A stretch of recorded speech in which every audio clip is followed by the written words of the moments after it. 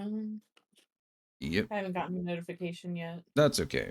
It's I just need to make sure that I can be heard and that Discord can be heard, and it seems like that is the case. So, we're here. Welcome back, everybody, to the first like actual play session that we're gonna have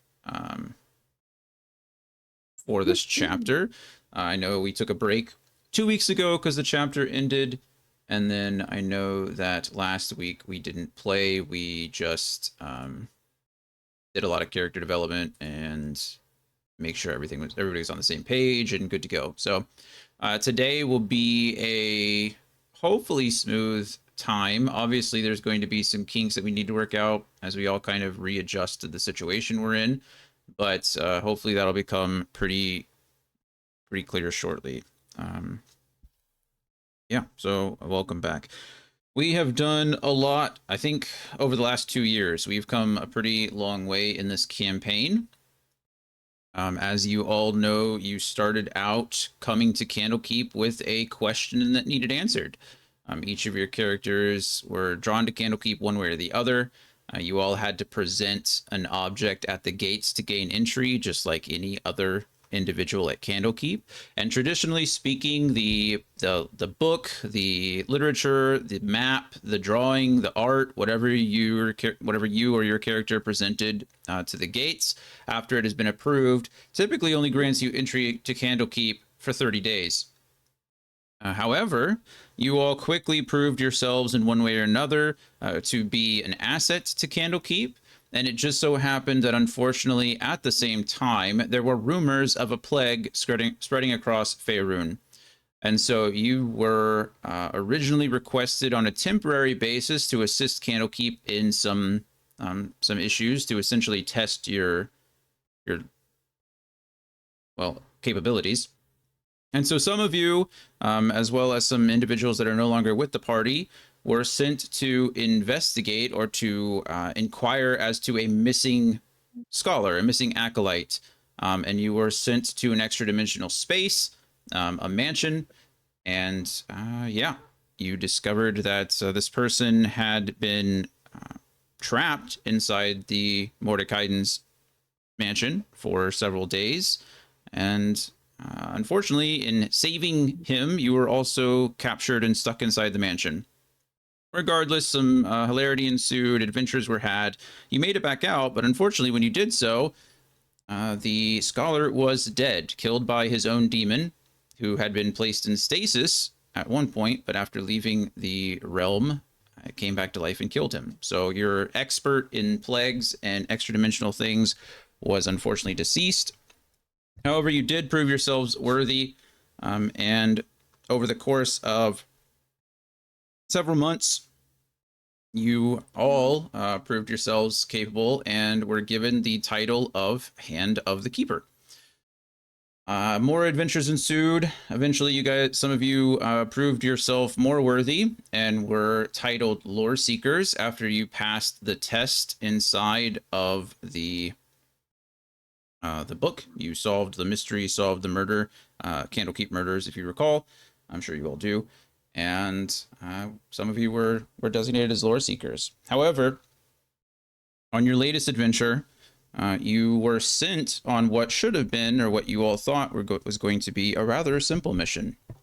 The Gripply village to the north that supplied Candlekeep with its food, primarily in crab and other fish and sea life, had recently been dwindling. Their supply had not been coming, and you were sent to investigate why. At first, it wasn't that serious, but over the course of a few weeks, with the lack of food coming down from the north, obviously Candlekeep was running short on provisions, and so you were sent to investigate that. You met up with the Gripply chieftain named Pawn Mother, and she explained that over the course of the last few weeks, they had been invaded and taken over by a religious group, or a group of Yuan-Ti. And at first, the Yuan-Ti visited them, and they seemed polite and kind and willing to help, and were just looking for information about the temple to the northeast.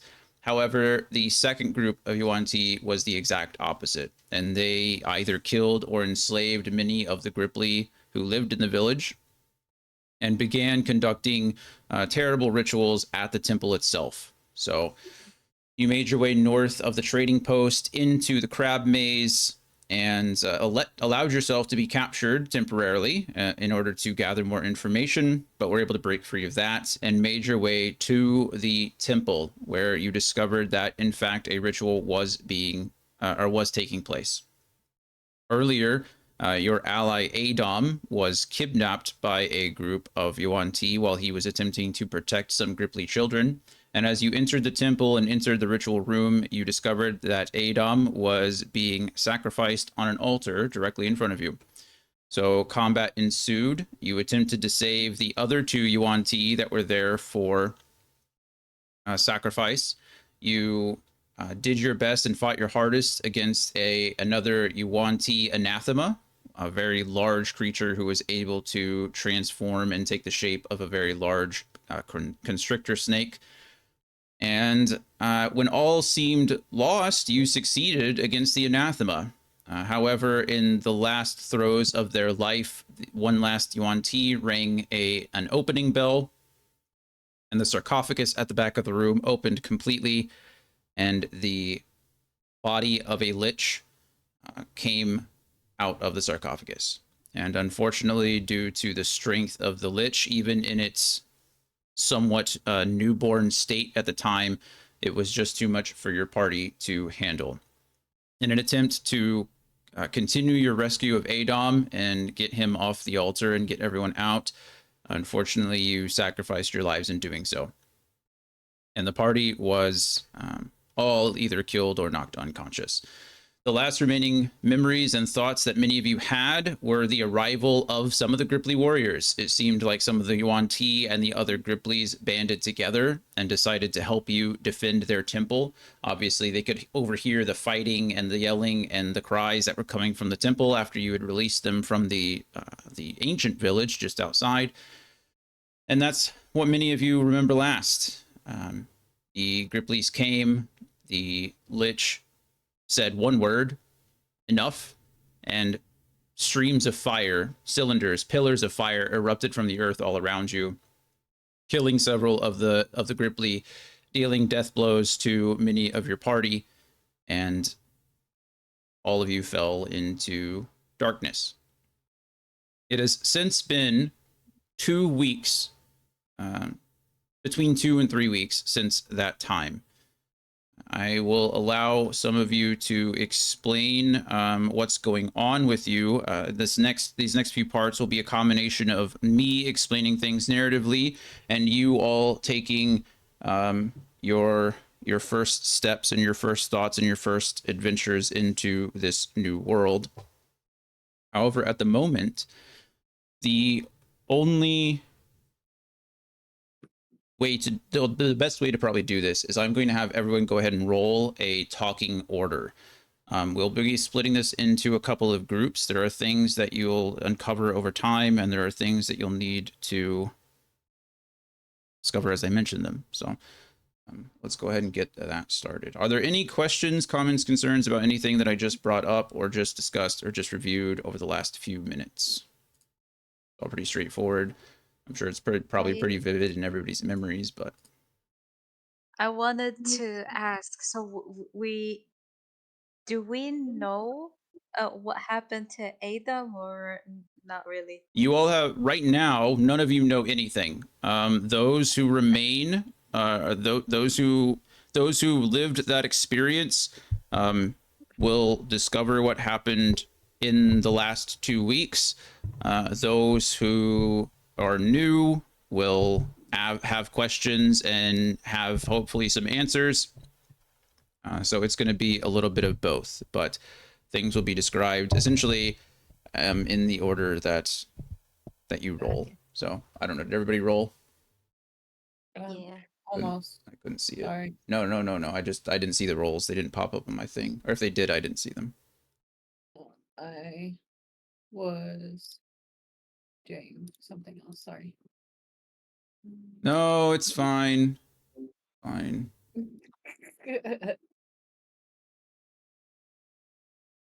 Okay, so for the time being, none of you have updated your names in the owlbear, and I want it to stay that way because it'll be more of a surprise for everybody else when they're changed. So looks like Mel here rolled a 16, and Bernadette here rolled a 14, and then we have Kyle and Alaric. That's perfect. That's perfect.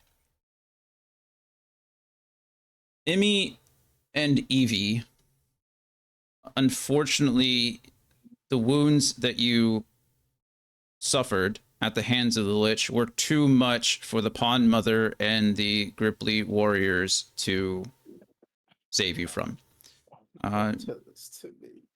Word has come back that when they found the two of you, you were cradled in each other's arms, attempting to protect one another, but your bodies were severely burnt.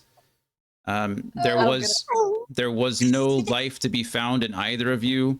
However, the look on each other's faces were not that of fear or doubt, but of comfort in each other's arms. The Gripply the Gripply warriors did their best to protect whatever remains were left of you. However, again, the fire, the burns were near catastrophic, as you were both caught directly in them. I believe you were unconscious before the fire went off, and so you were unable at all to move out of the way. I mean, it does very much seem that your last actions were to reach out for each other and do your best, and to go together. So you're gonna go ugly cry now. Yeah, me too. Wait, are they? A quick question. Hmm? Are they gonna be buried in Candlekeep? Yes. So your bodies were, or your remains, whatever you want to call them, your bodies were taken care of. The best that could be done was done for them, and you were escorted back to Candlekeep. However, due to the fact that any others who survived have also been unconscious and having treatment done to them over the last 2 weeks, Candlekeep was unaware of where to send any remains or what should be done with your bodies. So you are currently being held in the catacombs of Candlekeep. You are buried, or you are being entombed or interred with the other great readers, those who have sacrificed their lives in the past for Candlekeep. Your bodies were treated with the utmost honor. And as of right now, they can remain in Candlekeep indefinitely and treated as heroes, and your stories will be taught to the remaining acolytes and the remaining avowed throughout Candlekeep's history. Or again, if any remaining companions know of something better to do with your remains, you can be sent back to your families. Either way, your stories will be told for generations to come, and books will be written about your adventures and the sacrifices that you made. Your names will be known from now until the end of time. So that is the end, unfortunately, of Emmy and Evie. As you came back to Candlekeep, to add a little bit more salt to the wound, again, everything that could be done, every spell, every source of resurrection, source of healing, every tome was scoured to determine. However, it seems that in death, your souls intertwined themselves, and in trying to resurrect one, the other held on so tightly that it could not be returned to the body. No resurrection spell was successful. And because no one there could do magic strong enough to bring back two souls, either into the same body or unwrap the souls of each other to separate them, that is essentially your current state. if your party wishes to continue, if you wish to continue down the road to find magic, find someone who has encountered something like this before, it is possible that maybe down the road your souls could be disentangled and returned to their respective bodies. That is the overall reason why no healing magic was able to save you at this time. Just for a little bit of narrative / mechanical reasoning. I know we are all aware of healing magic in D&D and resurrection magic and, you know, all that fun stuff. But again, your souls are currently intertwined and cannot be or are unwilling to be separated. Your choice, whatever your headcanon is. The scholars were unaware of anything like this before and were unable to do anything about it. So, are there, for Emmy and Evie, are there any questions that you have for me, or is there anything that you all would like to add as it is your characters? This was like my narrative way of explaining this, but obviously this is your show. So is there anything you would like to ask or add? It looks like Evie rolled highest, so Evie, you can go first. Mel, in this case, you can go first. I think I'd like to let my character stick with staying in Candlekeep. Like I like it narratively, and you just almost made me cry right off the bat. Good. And it also, the way you explained it, leaves some possibility in the future, like if one or both of us ever decides to try and reclaim those characters. Perfect. Okay, good. Emmy. What a nice introduction to the Yeah, session. Welcome.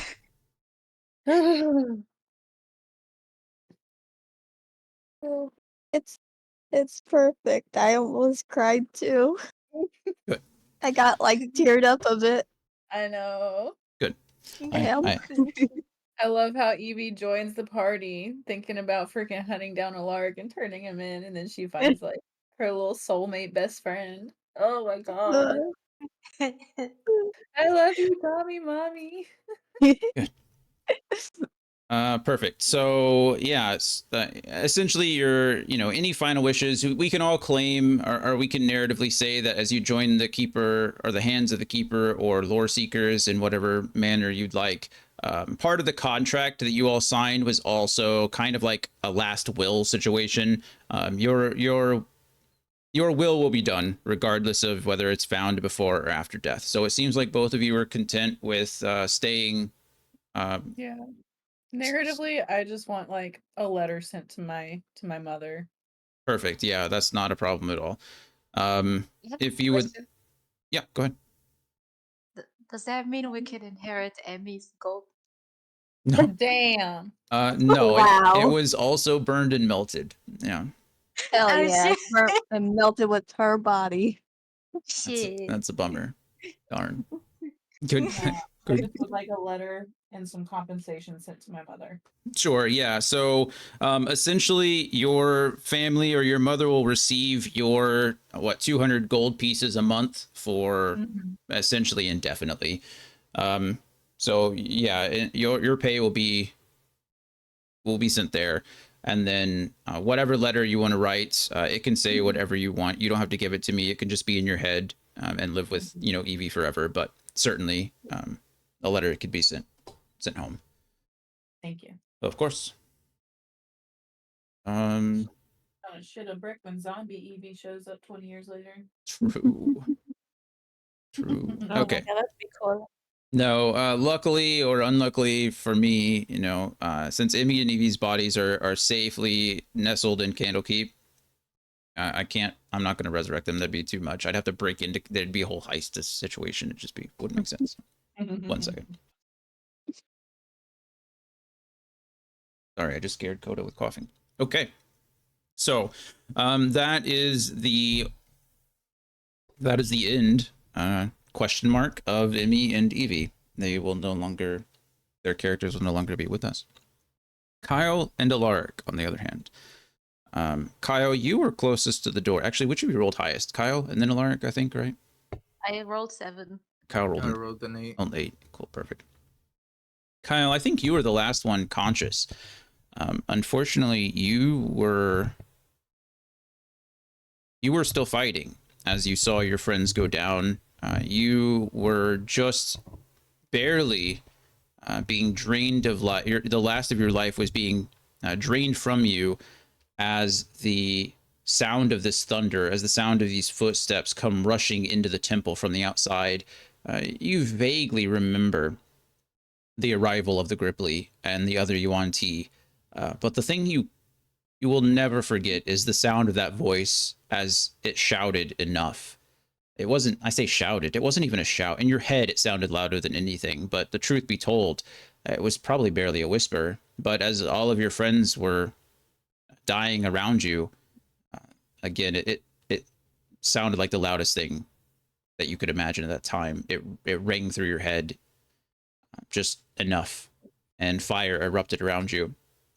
You were caught in some of it, but for whatever reason, it doesn't seem to strike you directly. But you were still being drained of life. Your life was still seeping out of you before you fell into unconsciousness. Um, if you would like, you do not have to, but if you would like to share some of your final thoughts before believing that your end was coming, you're more than welcome to. If not, just let me know. Can I just read what I wrote? Yeah, completely. Whatever you want to do. Okay. Um, as Kyle falls, moments in time flash before him, traveling to Candlekeep for the first time, meeting his friends for the first time, and going on adventures with them. On the other hand, he remembers losing them one by one. Zella, Lancelot, Motul, and me dying for the first time and coming back. Me dying and coming back. Oh shit. And now all of us falling one by one. Kyle's mind spirals, questioning if evil seems so easy, why is it so hard to do good in this world? That's the last thing he remembers at that point in time as he falls. In between, it's just darkness. Before waking up in Candlekeep, he dreams of walking in a beautiful forest. The trees are tall, the crowns so high they cover the sky, but glimmers of light still pierce through. The ground is lush with greenery, the grass so soft it feels like cotton. Flowers bloom, shining like crystals as the sun hits them. As I look forward, I see a campfire with all my friends gathered around it. They're eating, cooking, playing games, and talking. Motul looks towards me and says, "Hey Kyle, come and join us." Oh my god. As I walk towards them, I notice a small cottage in the background. My parents walk out of the house, waving at me. I ask myself, is this heaven? And I ask myself that, and as I ask myself that, I wake up in Candlekeep, I guess. Yeah. So as Kyle was closest to the door, Kyle is the first one that the Grippleys make contact with. They are able to pull him out of the room, and it seems like the Lich decided that none of you are really worth any more of his time. As you later find out that I described it briefly at the end of the last episode, or the last episode of this chapter, but he summoned essentially an nearly undead tree plant, unliving thing out of the body of the anathema, and stepped through it. And so, yes, Kyle has survived a second scrape with death. This time, this time probably much more dramatic than the first, as when you wake up, Kyle, you are in fact in an infirmary inside Candlekeep, and there is an avowed standing over you, and she looks down and she seems startled, and you hear, you're awake. Let me get someone. And the pitter patter of feet is the last thing you remember before falling back asleep briefly. Kyle, I have mentioned, or I have given you a little bit more of a prompt. I've reached out to all of you in a DM, so all of you have some information that obviously the others do not, seeing as it was sent directly by me. You do not share that just yet, Kyle. But if you would like, if you haven't worked it out already, the information that I've given you can fall essentially into this small time frame, whatever works best. So you can describe that as we go, but if you'd like to fit it in here, you're more than welcome to. Go ahead. Which one? The Book. I don't want to give more away because it's yours to give away. The message I sent on the before the thing I wrote. Yeah, on the 21st. Okay. Perfect. I talked about your magical weapons, and then I gave you that. Okay. Yeah. Cool. Okay, is there anything else you would like to add? At this time, you are still unaware of what has happened. Obviously, out of character, as I described, in me and Evie's last moments. But is there anything else that you would like to add, or any questions you might have before we move on just a little bit? No, I think. Yeah, no, I don't think so. Perfect. Alaric, you were arguably, at least before the end, the most damaged of everyone. You were closest to the sarcophagus as it burst open and the lich came through. You were slammed against the wall and your brain was addled. You could feel possibly ribs break, your shoulder dislocate. You were slammed against the wall extremely hard. And yet you continued your hardest to fight for your friends. You stood back up and you approached the lich. And unfortunately, in this situation, your best just wasn't good enough. And you were also drained of life as the lich absorbed it. Over the last 2 weeks, you've had some very, very troubled nightmares. You don't have the visions that Kyle had as far as seeing the Gripply come to your rescue. You were not aware of how close you were to death, but also close you were to life itself. And in those brief moments of struggle between accepting the death that was coming and fighting against it with every last ounce of strength you had left, it seemed like a lifetime flashed before your eyes in just a few moments. You do not have to, but just as Kyle did, if you would like to share what you think some of Alaric's final moments may have been, you're more than welcome to do so. If not, just let me know and we'll continue. You can continue. Sure. So as Alaric fades to darkness, and it is the last thing you remember in the waking world, several other things come to mind. Thoughts of darkness and thoughts of pain and suffering and your friends and several other life events flash before your eyes. But that is your story to tell in time. As when you first wake up in Candlekeep, you are alone. Whereas Kyle woke up in a bright room full of, light, and woke up with an avowed standing over him, surprised that he was waking up. You wake up for the first time in darkness. There is no light, whether that be due to the time of day or whether it could just be where you were placed, as no one thought you were going to live long enough for it to matter. No one is waiting for you when you wake up. And as you first open your eyes and begin to gather your bearings, you realize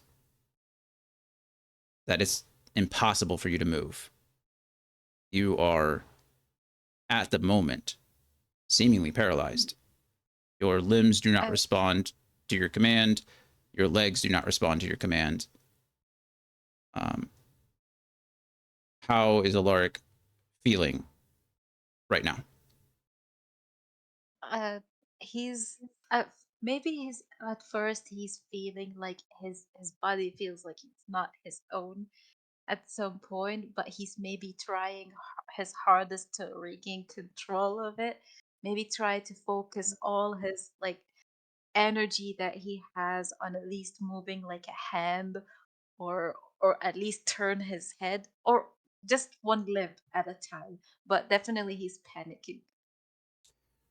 Is Yeah, this death? Is this where is he exactly? yeah.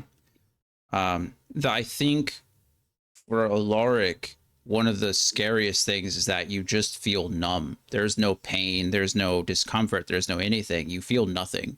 And as hard as or as much as Alaric is panicking, and as hard as Alaric is struggling to move even just a finger, to wiggle a toe, to do anything, nothing, no part of your body is responding. And eventually, in that struggle, you fall back asleep. So it has been 2 weeks since either of you have been a part of the waking world.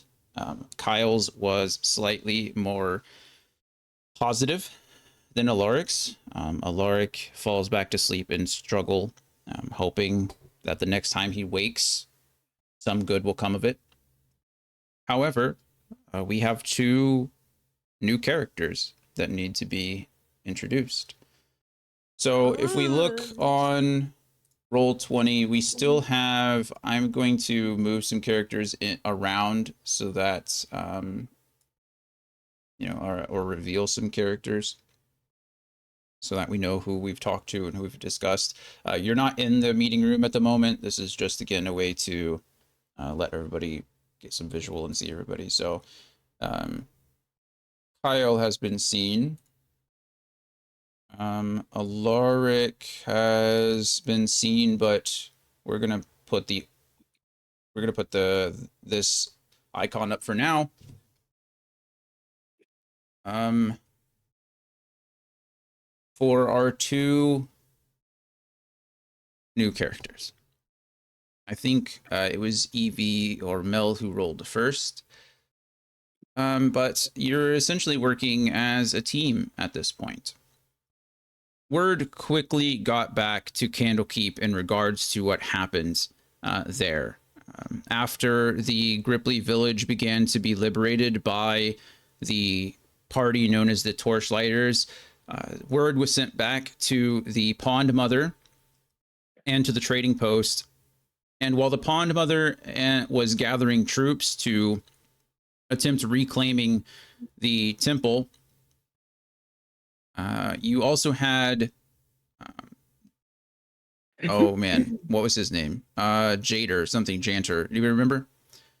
I Um, had it and now I don't have it. hold on, I gotta pull Uh, it up. Allies, Book of Cylinders. Miter Jans, that's what it is. Ah. Sorry. I appreciate you looking. Mhm. Miter Jans and his crew was sent back to Candlekeep to let them know of what was going on and that the situation was much more dangerous than we previously thought. However, as you all know, it takes a full day to get there and back. At least it took a day to get back. Once the Miter Jans arrived, a word was sent to not only Vazir Og, but to Janusi as well, revealing to them the presence of essentially a Yuan-Ti cult and their desire to bring back something. They were attempting well, as you all know, resurrect a lich. However, as Janusi and Vazirog began to question, the others and question to see what the situation, how serious it was, descriptions of the Yuan-Ti cultists uh, began to show signs that they were infected by the very plague that you all were attempting to destroy and discover information from. You all, during your last fight, rolled some perception checks to determine if there was anything different about these Yuan-Ti. None of you rolled high enough for me to answer directly, but I did my best to give you some hints that while the Yuan-Ti themselves were new to them or new to you and your characters, they all had something in common, and they all had something that looked familiar to you. But regardless of time or just a lack of recall, those two things were not put together. But Vazir, Og, and Janusi asked the right questions, and that was the conclusion that they came to. And so they sent aid as quickly as they possibly could.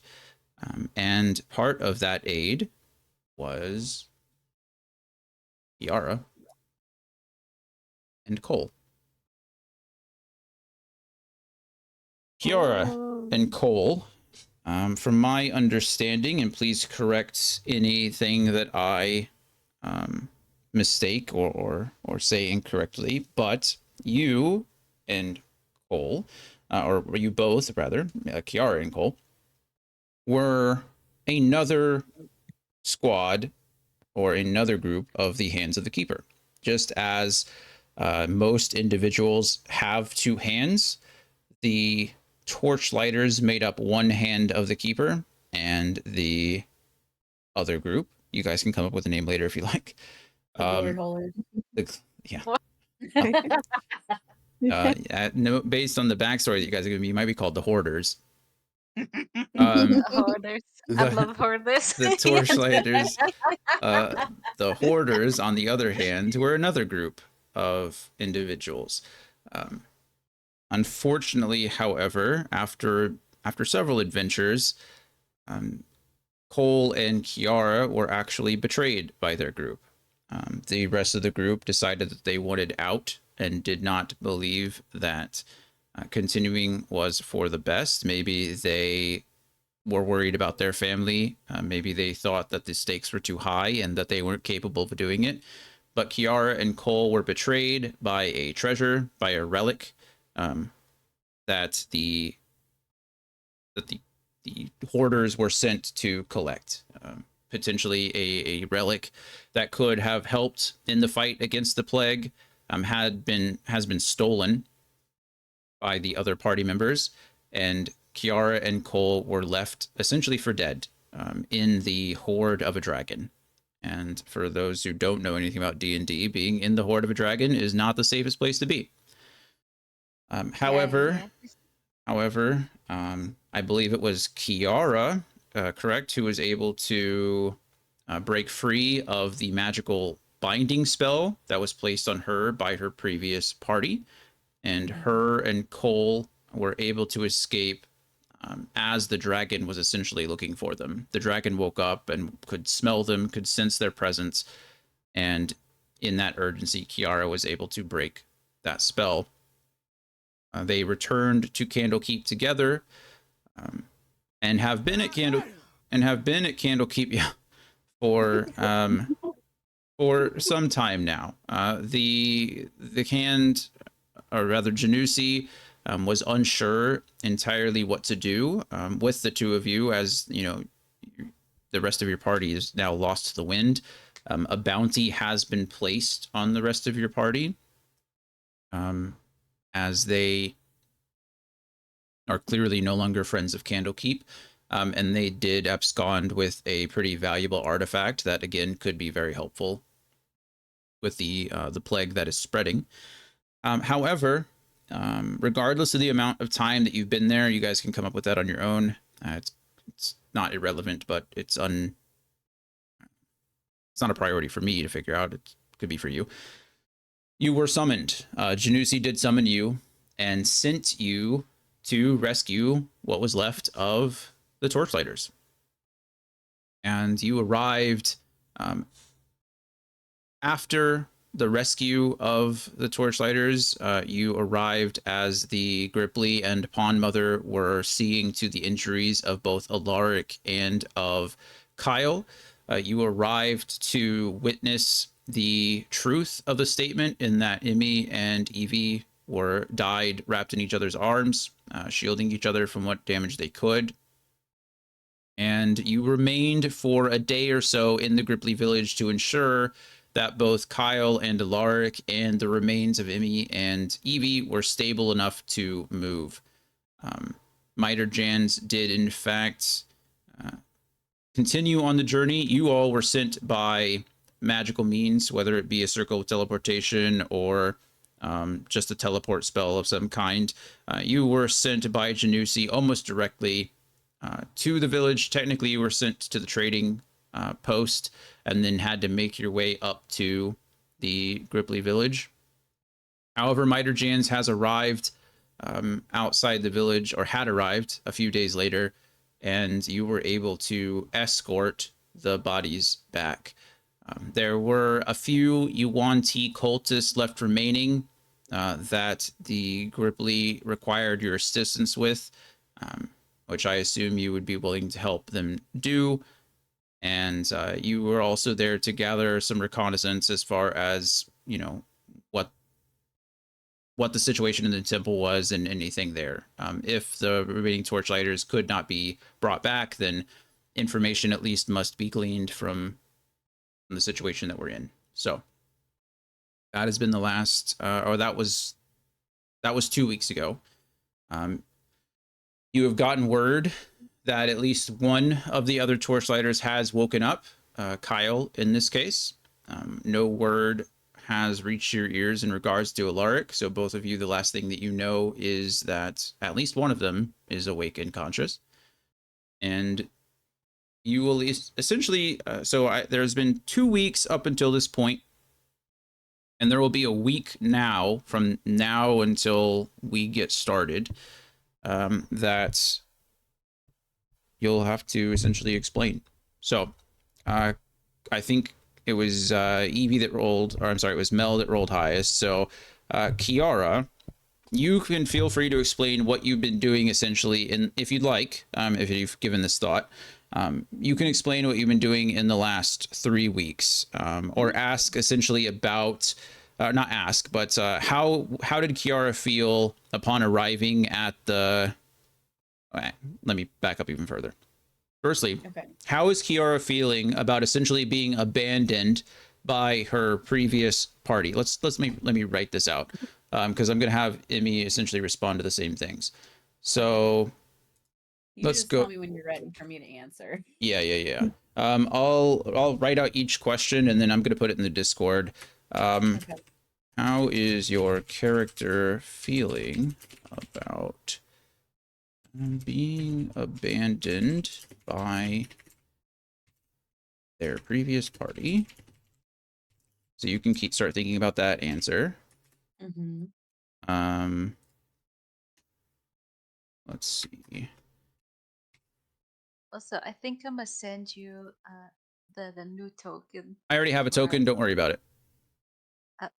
Okay. I sorry. I appreciate it. I'm showing them this token because no one knows what you look like now. That makes sense. Okay. Surprise. Yeah, sure. Unless you have it. Did you just make a token off the image you sent me, or is it a different image? Yeah. No, same one. Oh I yeah, was yeah. just messing with the color, so Oh okay. I mean, if of the you. border. Oh then yeah, feel free to send that to me. That's fine. If you messed with it, if you adjusted it, then do your thing. Alright. Okay. What is, or what was, what feelings? Okay, so the first question: how's your character feeling about being abandoned by the previous party? What feelings did your character have seeing, or arriving after arriving at the Gripply village and quote unquote rescuing the Torchlighters? 3. What have you done occupy your time for the last 3 to 4 weeks. Or how are you feeling about joining a new party? Boop. Okay. So questions are put into Discord. If you need a few minutes, feel free to take those. Mel or Kiara will be answering those questions first, and she went first. Cole, you'll be answering those questions afterwards. If you're not sure, if you need some time to think about those things, then just say that. Be like, I don't know, and then we'll move on, and we can come to that question later. But those are the questions that I just want you thinking about. Okay. Yeah, let me see. Um, well, Kiara is definitely feeling about in regards to being abandoned by the previous party, just betrayed and enraged. She's angry, obviously, that it happened. She was embarrassed that she had to come back and tell them about the failed mission. She was mad at herself for not figuring it out sooner. As far as the feelings after getting to the Gripply village and rescuing the torchlighters, she was a little indifferent, but also whenever she walked in and saw the scene, especially of the tiefling and the druid trying to protect each other, it really touched her heart and just made her very sad and feel even more loss for the party that she thought she had. And for occupying her time, she, after getting back, she just continued with her studies and her inquiries on legendary smiths, their designs, their practices, and periodically she'd go in and check on the survivors that her and Cole had brought back, check in with the keepers to see if there was any new information. And for joining a new party, I think she's a little wary after what had just happened. But I think after seeing the state that the party was in at the Gripply village, I think knowing that those are the type of people that she'd be grouping up with, it gives her a little bit of hope that maybe this will be a good group for her and Cole. Awesome. Awesome. Um, Perfect. So, in the last week or so, since Kyle has been conscious, again, the first 2 weeks, both of them were out, but this last week, um, you said you visited, Kyle and Lark in general. Is Mm-hmm. there anything? Are you really just checking in their status, or were you trying to go in and actually talk to them? What are your goals there? Just to check on their status, to make sure that they wake up, that they're okay. So I guess first my question for you is, does she already know that she's going to be getting grouped up at that point? I would say no. Nothing is really official at this time. Um, Okay. however, I think any adventurer who's had any kind of like experience can obviously see that this group, this hand just lost two of its fingers. Your Mm-hmm. hand just lost two of, or two or three, however big your party was. And if you were kind of in charge, right? Like circumstances are just kind of playing out that it's more of like a what if. Like Yeah. if So it's more Janusi, like she has a suspicion that it's going to happen. yeah, exactly. Okay. If Well, Janusi, if Vazir Og, if Janusi came to ask you or assign you, one, how yeah. willing would you be? And two, like, just the general thoughts that are going through your head kind of thing.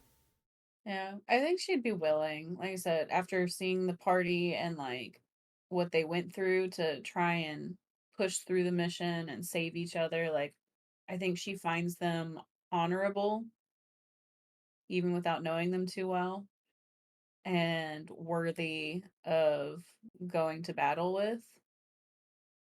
So I think she'd definitely be willing, but like I said, I think she'd just be really wary. So when it comes to visiting them, I think she's just checking in, seeing if they're still alive, if they're waking up, and kind of also seeing what kind of physical state they would be in, like as far as moving forward together, what they'd be able to do. Sure. But I Um, think she's also still kind of. I don't think she's gonna have too much like verbal interaction with people other than just a status because she's kind of keeping to herself. yeah, no, completely understood.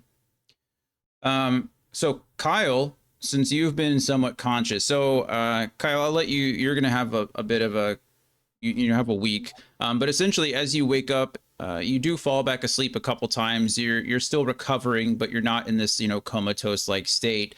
But upon one of the times that you are conscious, how is Kyle feeling? Firstly, I guess for the first time, you're laying in bed. You've mostly been treated by rather like normal avowed, coming in their robes, checking on you, bringing you food and water, being very fussy. Potentially, Kyle might be trying to get out of bed and go move and go check on other people and see what everything is, but everyone is being very adamant that you stay in bed and recover, and that everything will be explained in time. Uh, on one occasion, rather than avowed entering your room, it's a 7 foot tall like minotaur. Um, Can that Minotaur change her name now? oh In yeah, yeah, in roll in Owlbear on the Yeah, dice. Yeah, certainly you can. yeah. And Okay. Emmy you can too, or Bernadette you can change it from Emmy to Cole if you like. Um, Kyle, what is what? Sorry, thank you. No, no, no. Thank you for reminding me. What are your initial thoughts? Are you willing to engage in conversation with this creature, or are you pretending you're asleep, or do you think you're dreaming? Maybe it's like, what the hell is this thing in front of me? And she's just huge and decked out with black and gold jewelry and weaponry and armor. So I love Um, it. right. it it's been a week, right? You This is said. within the week, so I'm kind of having Mel explain what Kiara's been doing for the last 3 weeks, but the Mhm. only time that you would have seen her is between week 2 and week 3. So you're still in bed, you're still kind of in and out of consciousness, recovering, but yeah. So it's been pick a day. It doesn't matter. It could have been on day 1. It could have been on day 10. It Basically, doesn't. I'm coming in to check on you, like see if you're alive, if you're awake, maybe sniff you here and there, make sure you're good. Um, it's not about the day. It's I'm wondering, do I know at this point if Evie and Emmy are gone? You do not. No one has told you anything. Oh damn. Huh. Cool, cool. Um, I mean, Kyle is more in shock. He's how uh what what is that? I feel like there's a term for this. Um, when you're like someone's talking to you and you just hear muffles, you don't actually hear who's talking. Yeah, shock is Uh, fine. Being in shock is, yeah. yeah. But I just introduced myself to Kiara. Uh, Hi, it's nice to meet you. And um, but I just go back to bed. I Yeah, yeah. And she's gonna shrug and say, "Well, guess it wasn't that nice." Yeah, no, I completely understand. Okay, perfect. Well, thank you, Fault Mel, for sharing. We'll learn more about Kiara as we go.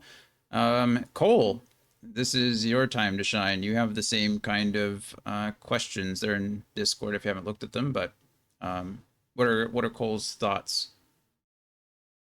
He's annoyed that his previous party like betrayed him and his best bud like that.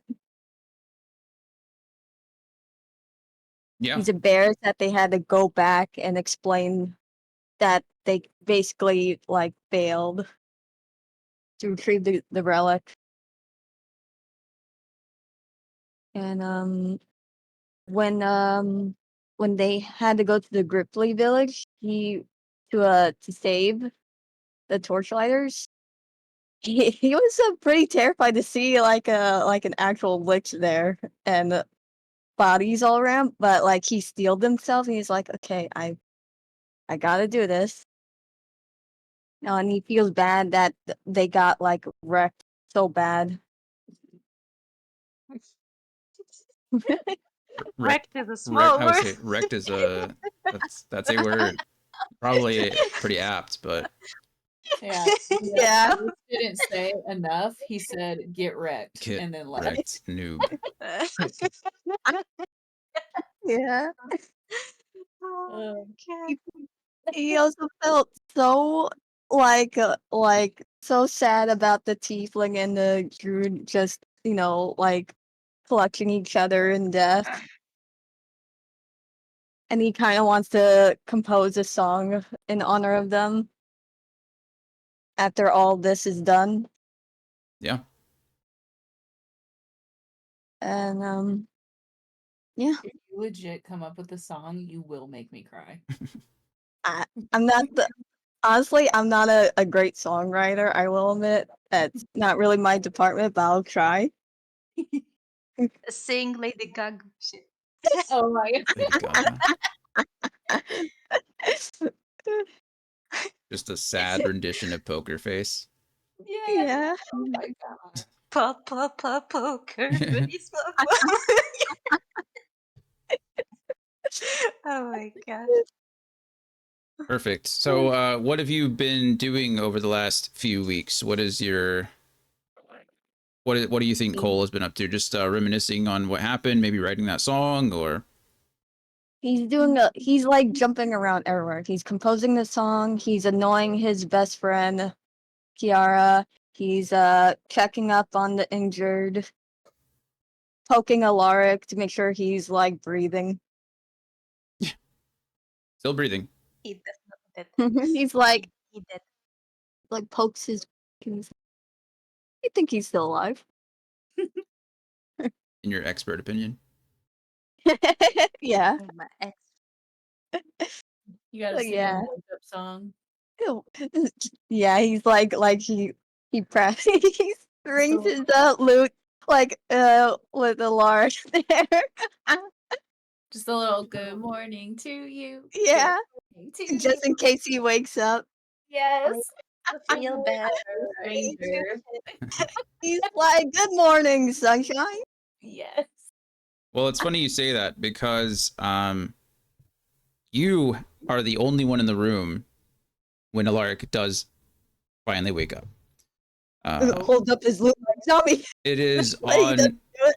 it is on the last day of the third 10 day.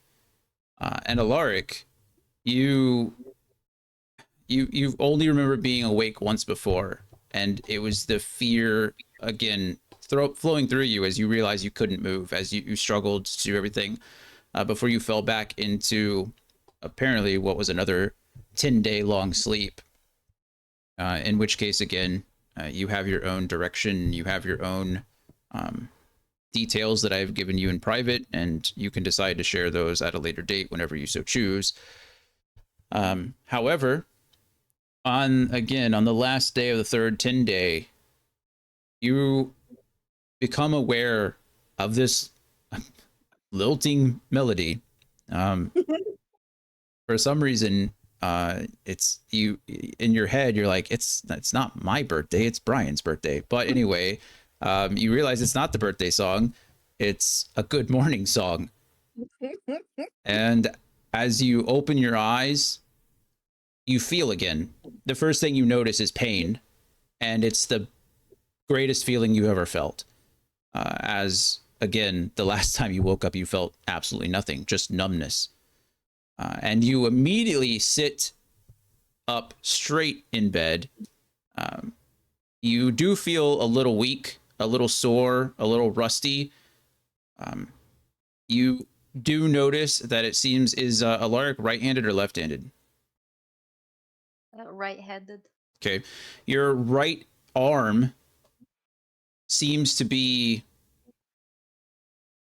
almost unknown to you. It's as if the skin, the arm itself, doesn't seem to belong to you, but it's there. It does do what you want it to do, if not reluctantly. But what you do notice is this gentleman sitting on a stool or a chair, um, dark skinned but elf, playing, I believe, a lute. Is that correct? Yep. Cole playing a lute. Yeah. And at first, Cole doesn't even realize that you've set up. He's too engrossed in his own song. He's getting high off of his own supply, if you will. But you notice him, and the two of you will interact for the first time. I need to go let my dog out, so you can both think about what you want to discuss. Sorry, I have to get up. Who the fuck are you? I also need I gotta water get as water well. too. That works out. Yeah, so we're going to take a quick 5. If you need to stretch, you need to think about things. Roll the ads. Roll, yeah. The fuck are you, We'll do sir? that. But I'll be back in just a few I'm minutes. joking. He just probably said, "Can I help you? Or you lost?" The theater is that way. Well, you seem well enough to crack jokes. I like it. I just love that the whole good morning to the birthday song worked out. Good morning to you. Good Hope morning. you're Morning to you. all right. Good morning. Did you eat your breakfast? Please wake I, up right now. Could you imagine though singing that and like, please wake up right now, and then eyes open? I would shit my pants. I know, right? a lark with this look. Hold on, let me grab it. What? Um, I was gonna send the GIF. This describe how what a lark is looking. How is he looking? There. Honestly, I would too. It's like, is it my birthday? You you came back to life, so second birthday? Fair enough.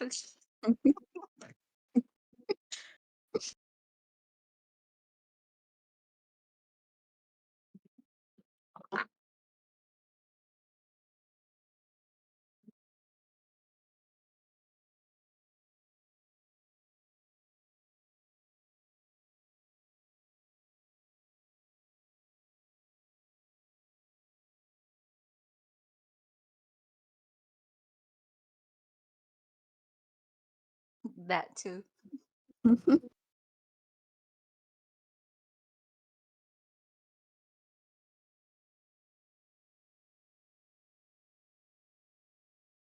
Oof, okay. Got the water.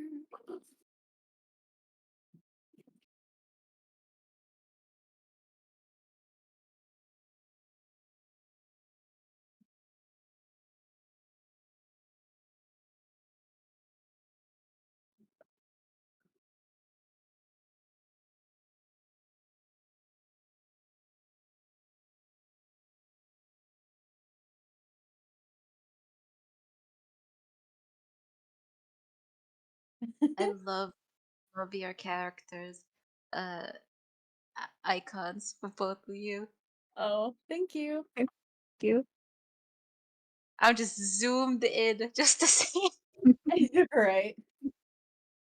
Here, I sent it to Bernadette earlier yesterday. I feel like Cole would call her a moon goddess. You know Who? what? I would actually. I think it would be really. Ooh, I like. Thanks. I like. I like the accessories, like on the horns and everything. Right. Yeah, it took me a while to get it right with the little image maker, but figured it out. Also, I think it would be like interesting to say that to ask Cole if Emmy sent him. Did Emmy Oh, send you to bother me? No. And he has Uh, because he has no idea that everyone that right. died technically, so You or could just be like, couldn't be revived. you could just be like, "Who's Emmy?" he's like, he'll pause, like, who? Oh, indeed. Cool, Ooh, Oh, hello. cool. welcome back. Appreciate your patience. Gotta let the dog out sometimes. Okay, so it sounds like you've discussed some of the conversation, but Mhm. catch me up if you'd like, or you can get the conversation started. Alaric is just sat up in bed. Um, He's just he's looking a little bit because his vision is trying to adjust it. mhm. Everything is too blurry, and then you look up and down. I know, nice song, but did Emmy send you to bother me? He'll ask Cole. He's gonna pause and say, who? Like, she's like a tiefling, huge, with big armor. Probably seen her somewhere here. No, but she sounds sexy. Hmm. Yeah. Yeah. He begrudgingly agrees. For sure, for sure. But is Alaric aware where he is, or he just needs the time to like look around where the hell it's be, Yeah. I or mean, what? you're not aware. However, you seem to be a little bit more lucid now. You came out of what was before a deep sleep, or maybe you were guided out of the sleep by the the sultry sounds of coal. Um, and so yeah, you can certainly look around. You are in a dimly lit room.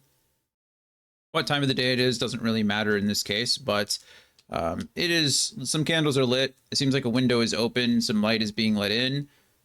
It does look to be a typical, infirmary. It's like a hospital room. It's kept clean, very simple. There's, a chair in one corner, which is currently being occupied by Cole. There's a table with, like a nightstand next to it with a basin of water and some rags in it, as well as what appears to be a bedpan, below. However, no one else is in there at the moment. It's just you and Cole. Maybe a pot of flowers somewhere and a nice picture on the wall, but it just looks like a infirmary. You've probably seen them before. You've probably been in a couple before as you've gotten treatment, but this is the first time you've probably waking up in one. Maybe after the little conversation, it hits him about what happened back at the tower. What was it again? Simple. Uh, I'm temple, yeah. Uh, and he's gonna like shout like, "Oh my god, the lich, the cult! What happened?" about that. As Uh, as Alaric shouts, an avowed does in fact at this time run in, and at first the avowed is coming in to chastise Cole, and the avowed steps up and Master Cole, we've told you before not to disturb the patients while they're resting, and then and more or less he starts mumbling like, no one wants to hear your songs anyway, and then he turns and Rude. realizes that Alaric is awake and is immediately startled and oh, Master Alaric, you're awake. Please don't move. We'll get help. And he rushes out of the room to presumably go get help. yeah, he just has the need to tell them because he thought that nobody really knows what the hell happened. What sort of evil was unleashed? They need to know and be aware. Yeah. So perfect. That's where we'll leave you and Cole for the time being. Kyle, sorry to have left you for so long, but things are happening. So it has been a week for you. You've been in and out of consciousness. I know you stated before you've been in a sense of shock as far as everything that has happened. You have met or at least been introduced to Kiara at this point. Whether you know really anything about her is irrelevant at the moment, as you know, there are other pressing things I'm sure on your mind. However, as you ask questions, as you try to get information, you keep hearing the same things over and over and over again. Is just, you know, your questions will be answered soon. You just need to focus on getting better. Um, and you've not gotten anything. How is firstly, how is Kyle acting in this week? What is or this 10-day essentially? Other than being in shock, are you going to be? Would you like to remain in shock more or less the whole 10-day, which is Uh, reasonable? Don't get me wrong, but like, no, the shock is gone. Now I'm frustrated because I'm not getting answers about my friends. sure, no, I completely understand. Um, yeah, well, you are, you know, you're they keep telling you the same thing. You're getting frustrated. Um, and you've essentially just Um, go ahead. uh, when no one's around, Mhm. is there a window nearby? Yeah, I was going to go in your room. And no one's around. That is correct. Yeah. I try to sneak out. Hmm. Sure. As you go to open the window, so the window is open during the day when you know people are in and out. At night, the window is kept closed. Um, and as you go to open it, you realize that it is sealed. It seems magically sealed. Mm, fuck. Um. Ooh, I know. Okay, so I try to my I don't know how to do this.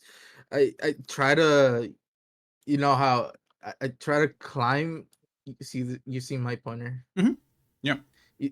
When I see the door, right, Mm-hmm. when I try and wait when someone opens it, I try and wait and climb here, like on top of the roof, and I try to climb down and go in as someone tries, like at the same time as Yeah. someone Yeah. Yeah. comes in. Perfect.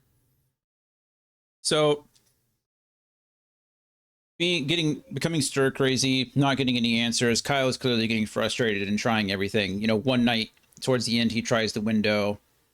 He does this multiple times. It just seems like you know he can't catch a break. You know, he tries to get more information, ask questions. He requests to leave. You know, everything, and just isn't getting anywhere. So he does in fact try to stage some kind of escape.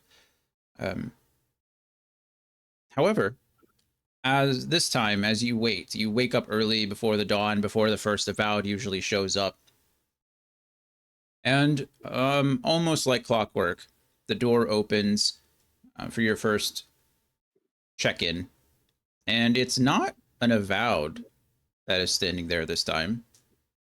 It is, well, it is, but it's not your typical medical avowed. It is someone that you recognize. It is Oren Glass. Would you still like Um, to attempt to escape, or would you like to stop? Uh, I try to jump scare him, but and just question, Oren, what are you doing here? Are So my is friends okay? as Oren steps into the room, he looks at the bed, and he's oh good gracious, where's Master Kyle gone? And then your voice comes out directly from above him, and he's like he looks up and he's like, Master Kyle, I thought you were an angel calling to me from above. Oh, oh goodness, I'm terribly sorry for the wait, but your presence has been requested in the meeting room. Vazir Og will meet you there if you would like to come with me, or rather go with another one of the other avowed. They'll escort you as I go get your other companion. Oh, finally. I just leave. Yeah. So the avowed, there is in fact an avowed out there that is willing to escort you. They don't really ask you any questions or anything. They kind of keep their head down and keep quiet, but they do get you to the meeting room as usual. Alaric, you are met similarly. You have not been nearly awake as long as Kyle has. Obviously, this is probably your second day actually awake, and still no one is answering your questions or anything of the that nature. But um, shortly after dawn, shortly after the first avowed has come to check on you, you receive another visitor, and it is in fact Orin. And Orin offers you the same request. Master Alaric, your Vazir Og requests your presence in the meeting room if you are capable of joining him. The avowed say that you're much stronger than you should be. Are you able to walk? Yeah, I'll be fine. How's the others? Are others gonna be there too? You get the same generic answer. Yes, Master Kyle is already on his way now, but everything else will be answered in due time. Okay, he just assumed that everyone is okay and just is like, I'll be there. And Sure. Kiara Cole, you have been in and out of the meeting room a couple times. Essentially, you've been granted access to this. Your previous party had a room similar to it as well. It seems that most of the hands get a greeting room or a meeting room like this, where they can, you know, provide briefings or just have some downtime and relax amongst themselves and deal, you know, decompress before and after adventures. But this meeting room is new to you. It really doesn't even matter. It could be a completely different meeting room. They're all the same. They look exactly the same. They feel exactly the same. The only difference is that you went one door further down or one door less further, whatever you're used to. Regardless, you were also summoned. You were not summoned by Orin Glass. You were summoned by some other avowed that you could have been liaisoned to, but regardless, actually, we'll do that. Who do you want your little liaison friend to be? Orin Glass is obviously the Torchlighters avowed. What's the word I'm looking for? I guess liaison is probably the best way. What do you guys want your liaison to be? Uh, Yeah. multiple choice question. I mean, you've met plenty of the avowed, right? Yeah. Is there any Oh, of them that stand out to you? so Sylvira. Yeah. Sylvira. I was I was gonna say Mm-hmm. See what I got. Okay.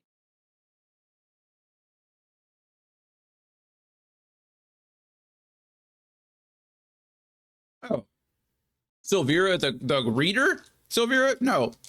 I was like, is that one of them that I'm missing? No,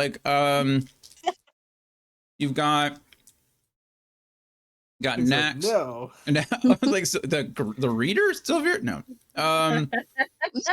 You've got Nax here, which should be fine. Um, you've got Fimbris, which should be fine. Let's see, what else? There we go. You can have Armac. You can have Sprig. I'll even give you Vushadi. Oh, Sprig's not showing up. Where's Sprig? Come on, Sprig. Where are you? There she is. Vushadi. Which one was that? I, In I was the gonna say Fushati means in a way my pink in Arabic. my pink. My But pink, yeah, like the color, Oh, like pink interesting. is mine.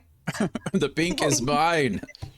I Perfect. vote Um, either Vushadi or the top guy. What was his name? Nax. Yeah, one of those two are my votes. So Nax, you met. So most of these you met during the Candlekeep Murders campaign. Some of them Yeah. you probably met. Some of you met others earlier on. Nax was responsible for the basketball tournament. Fimbris was kind of your liaison at the time. He's the one that like led you around most of Candlekeep during the murders. Parnak was just one of the random avowed. Sprig was also part of a previous chapter that some of you guys might be familiar with, but she was also the assistant to one of the other readers. And then Vushati was, she was kind of the guard outside of the reader meeting room, like the reader's library, as well as the shrine that you guys used as an interrogation room. Mm-hmm. So, okay. It says between Nax and Vushati is Mel's choice. Cole, what are your choices? What are you thinking? Her? Vushati it is. Okay. So you all have been liaisoned by Vushati this entire time. So she's the one that visits you. And let me. Why doesn't it?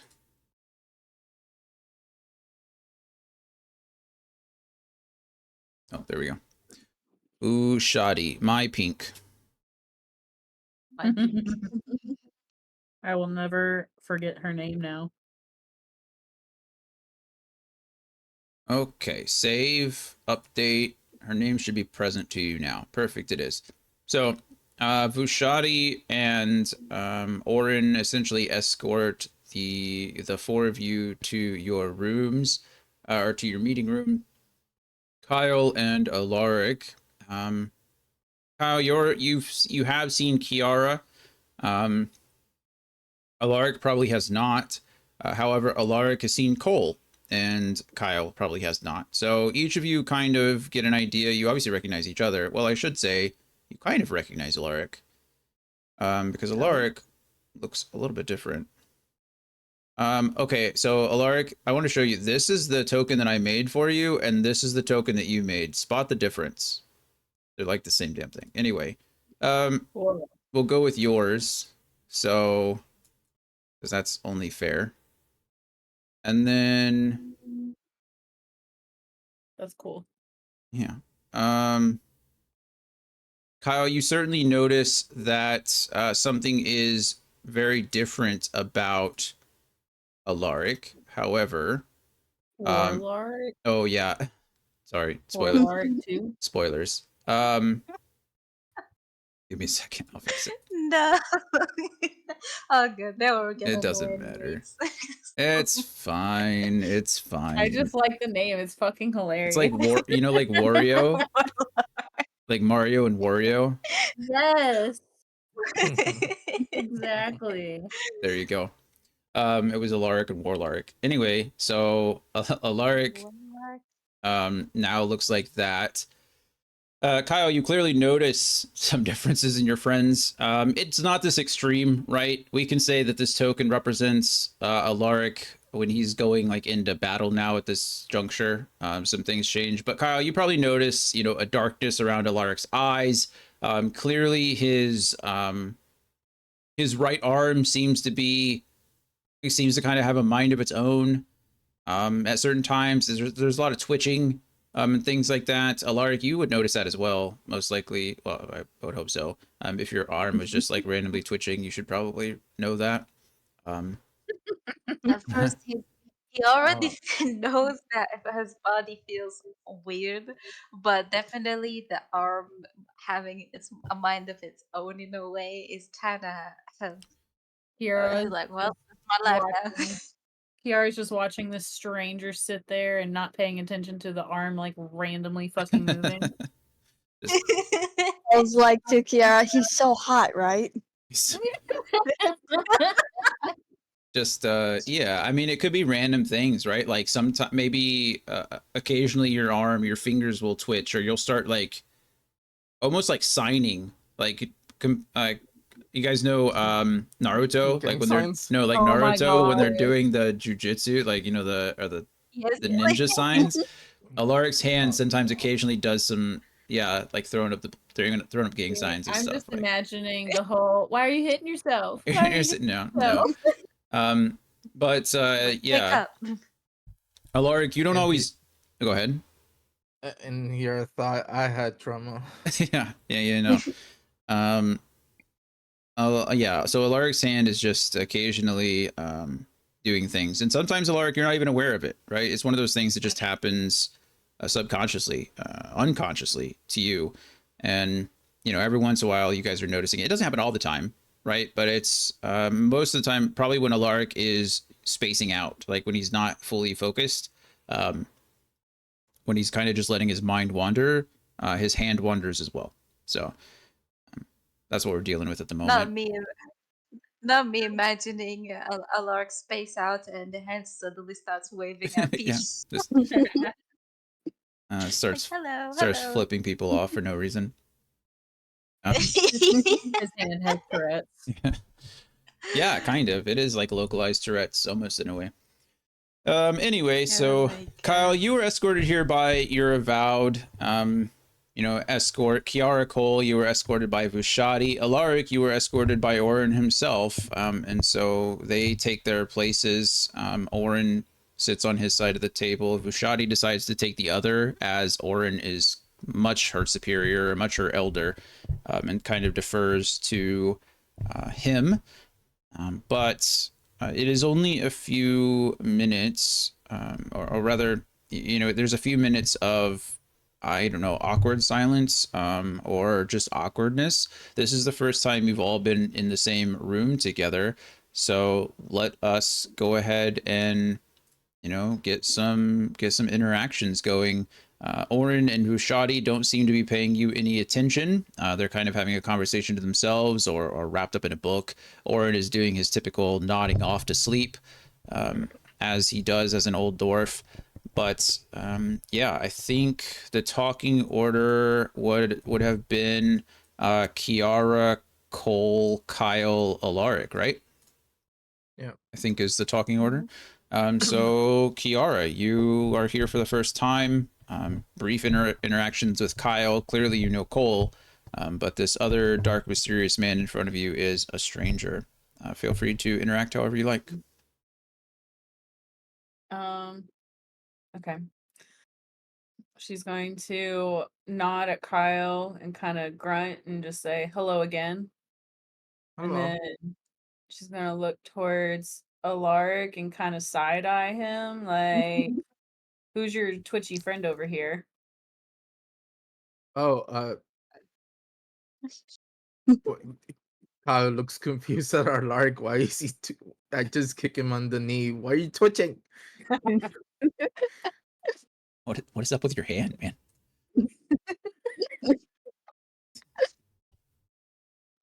And I'm not sure. I guess this is new. Mm. Well, hello. Anyways, my name is Kiara. This is my partner Cole. Hi. Nice to speak to you while you're lucid.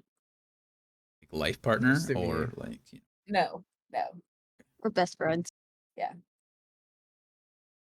Okay. Nice to meet you, Cole. Nice to meet you too. Have you guys seen my friends? One is a tiefling, one is a fairy. Kiara's just gonna kind of freeze for a second. The hot one? Oh god. Um, What? I I guess you could call her hot. She's got Kiara's gonna lean over and whisper into Cole's ear the ones that died in each other's arms. Oh. Uh. hot in a different way, mm, Yeah. physically hot, mm. in the literal sense. No, We're it's not just it. like I just die in your arms. Cole's just gonna like just fiddle with his lute. Like, I'm gonna be quiet. Kiara's just going to kind of seal herself and solemnly inform them that their friends fought bravely,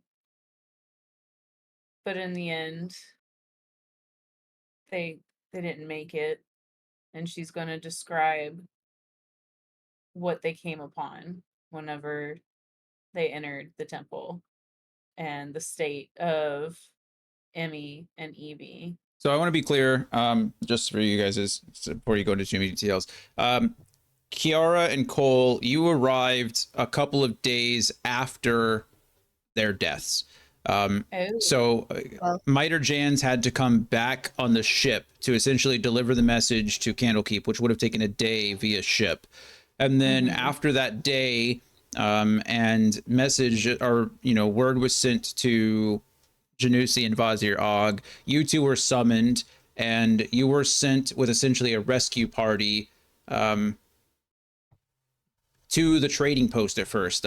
Essentially, an agreement was made that they would teleport you to the trading post, and then you two would make your way to the village after that. So it probably would have been, I will say, 2 days. Essentially, you had to make a party had to be gathered, and then you had to make your way essentially through that swampy jungle in order to make it up there. So you arrived maybe a day and a half, 2 days after the events. When you arrived, the Grippleys were still tending to Kyle and Alaric, and essentially were just doing their best to maintain security, for lack of a better word, over Emmy and Evie. So you can certainly describe the temple and the destruction that the Lich made.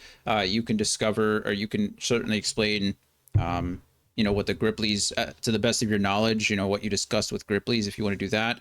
But Yeah. you and Cole were not there when immediately after the death took place. So Okay, then sorry. she'll just kind of say that she'll describe as what she was informed of by the Gripply and Miter Jans and the people who put the party together ahead of time. And then what she came upon whenever her and Cole did show up finally.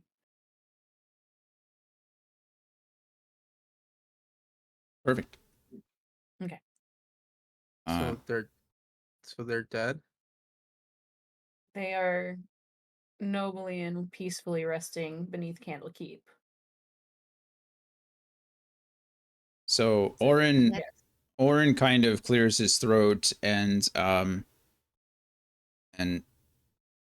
of gives you all a look and just kind of grumbles to himself, or grumbles to you, but in a more solemn tone. It's um, Vazir Og will be joining us shortly to explain the situation, if you would like to wait.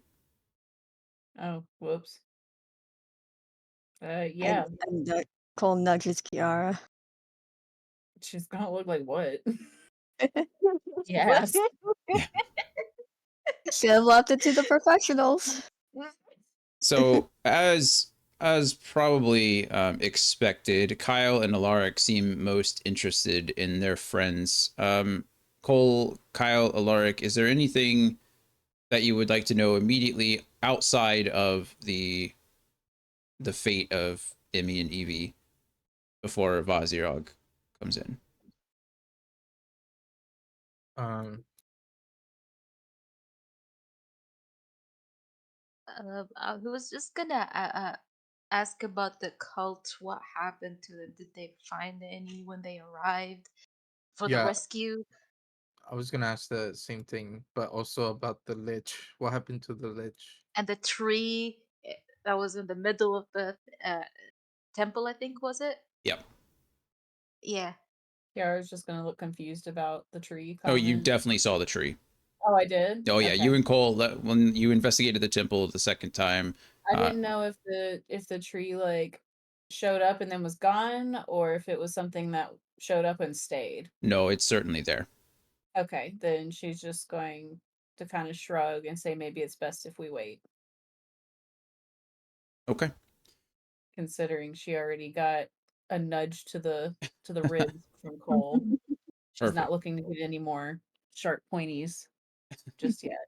That's perfectly fine. Because about that time, we won't make you wait any longer. Vazir Og does, in fact, step in to the room. The door swings open. Vazir Og steps in. But it's not just Vazir Og. Do I have another token for Janusi? I could have sworn that wasn't my only Janusi token. Whatever. That's fine. So weird to see him alive. I know, right? Yeah. Janusi and Vazir Og do step in together. Dude, just imagine that Kyle and or Alaric like actually said that. Like, It's so like, well, excuse Maybe me. he'll actually whisper it together. So weird to see him alive. yeah, I mean, I understand if you didn't have much interactions with him before or even after, he kind of stays in his tower, does other things. You've been assigned most of your stuff by Vazir Og, but he is very much alive. This is clearly, reality, whereas that was not. But as Janusi steps in, you can tell that Orin and Vushati did not expect the Keeper of Tomes to be the one to relay such news. They both stand up. Whether Vushati stands up rather quickly and then nudges Orin, similar to how Cole just nudged Kiara, tosses her book at him to kind of wake him up, and he quickly stands after realizing that Janusi is present as well. And he approaches the table, and you can tell that as the Keeper of Tomes, he's obviously very used to holding some sort of power. He's a very confident individual for the most part, but he's clearly distraught about a lot of things.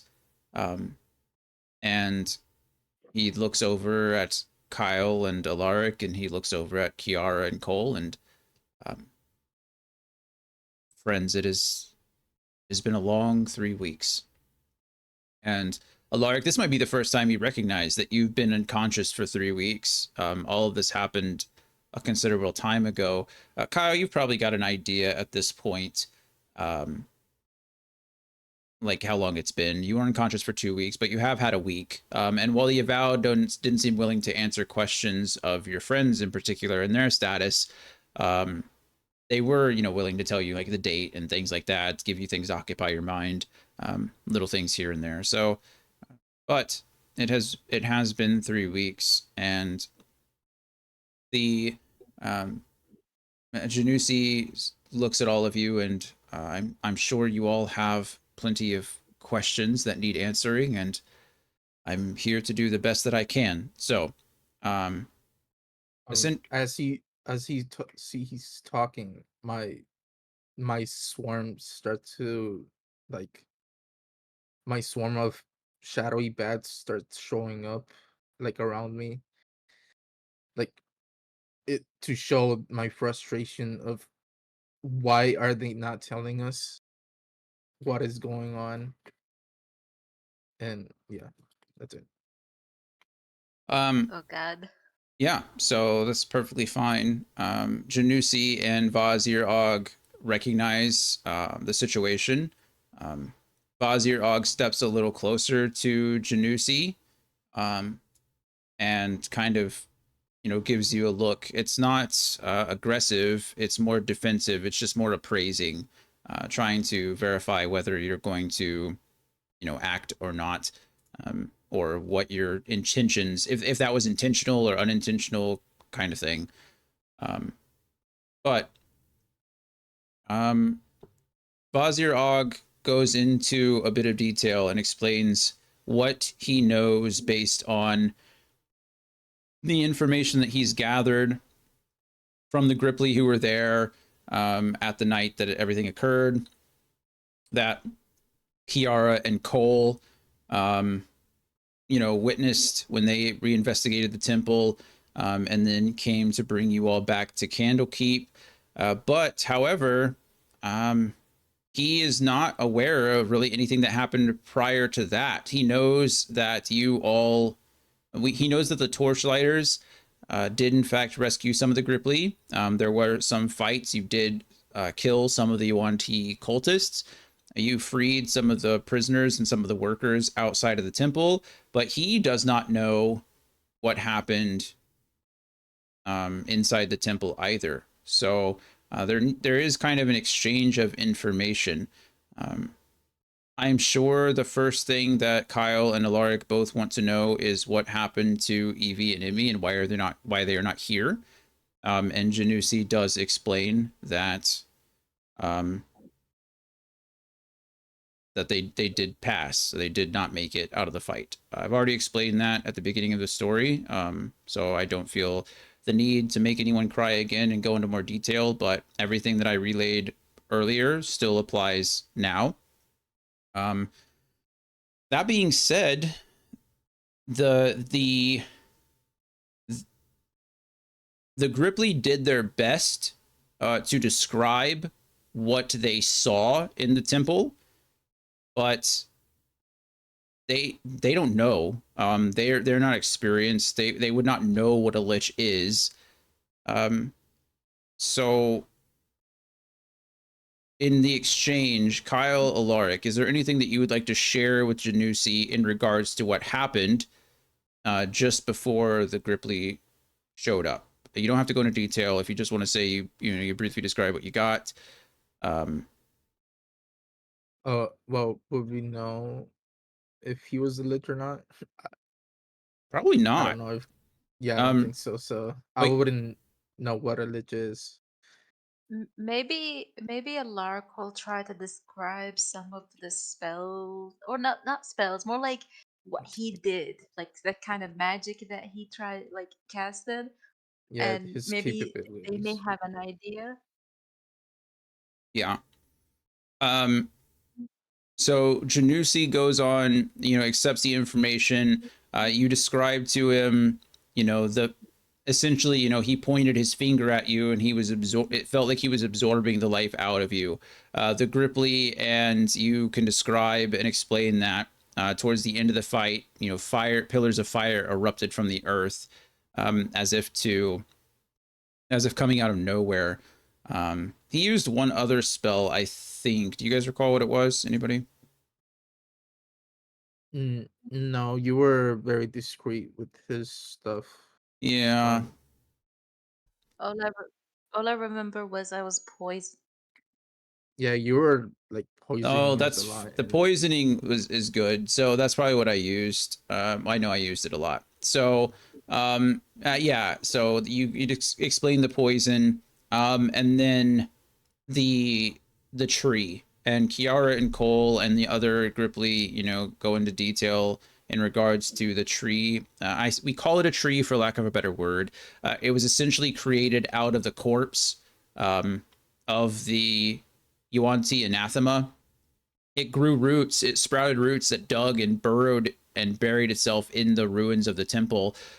Its branches sprouted um, up and out, breaking through parts of the roof. Its sap almost looks, it's as red as blood. It's almost the same consistency. The bark, rather than being what appears to be wooden, is made out of serpent scales. But it is a tree. It seems to live, and the lich or the creature stepped through it. For out of character relevancy, or out of character, not relevancy, but simplicity, I guess. We're just going to refer to it as a lich going forward, only because one, I'll forget and I'll just say lich over and over and over again anyway. And two, it just gives you something to call it as well, other than big creepy undead thing. So Janusi will share with you that everything that you're describing does sound lich like, although this type of lich, there are multiple types of lich, and they each kind of have their own abilities and their own kind of characteristics about them. So he's not sure what kind of lich this possibly could have been, but everything is pointing to something similar or akin to a lich. So that's what we're going to call it for now. Um, Kiara and Cole, I know you, Alaric, and I'm sorry, Kyle and Alaric had questions in regards to the cult as well. Kiara and Cole, you were there in the days, a couple days afterwards. You cleared out the remaining members of the cult. It seems like they were all infected with the plague. And this is where Janusi turns to Kyle and Alaric and explains that this is why, essentially, that they kept you isolated for the last few weeks, out of your when you were unconscious, and then Kyle, when you started to become conscious, they had to be they had to be sure that you were not infected with the plague and that you had not been corrupted by the lich. Because if you had been and you were allowed to go around Candlekeep spreading whatever it was, um, then you could have spread the plague here. And the fact that it's so close to Candlekeep already, the Gripply village is a day's travel to the north. It's nothing. Well, I guess it's a week's travel by foot, but ships and things like that travel. So Kiara and Cole, with them knowing, or Janusi assuming that the plague was there, a a ward against a ward against magic, a ward against the plague was placed onto Kiara and Cole and the other individuals that went to the Gripply village before. But the Gripplies have been in quarantine for the last 10 days as well. Well, 10 days before they could determine whether the plague was going to spread. Kiara and Cole were protected, and you and Kyle and Alaric, they needed to be sure that you weren't carriers of it. But after 3 weeks, there was no real need to do so, or to keep you contained any longer, which is why that happened. As far as not sharing news of your friends, the Avowed, again, were instructed not to share anything until I could talk to you, until Janusi could talk to you himself. He has obviously been busy trying to investigate how the plague got so close to Candlekeep. With the word of this potential lich in the last 3 weeks, it seems like the plague is spreading out of control in some areas. It is no longer as contained as it used to be. And so Janusi and the other readers have been scouring the Sword Coast, attempting to gather as much information as possible. And he goes on to say, without his two hands, he has had to take a more direct role, and there's only one of him. So, and as he says, his two hands, he lays both his hands out and directs them to you, Kyle and Alaric on his left, and Kiara and Cole on his right. But he then goes on to say, while both of your parties have suffered deeply in the last 10 days when it comes to Kiara and Cole, and I guess it's 2 months, 2 months in regards to Kiara and Cole, and 1 month when it comes to Kyle and Alaric. He brings his hands together. It's kind of this whole thing is I need a hand back, and I would request the help of all of you if you are still willing.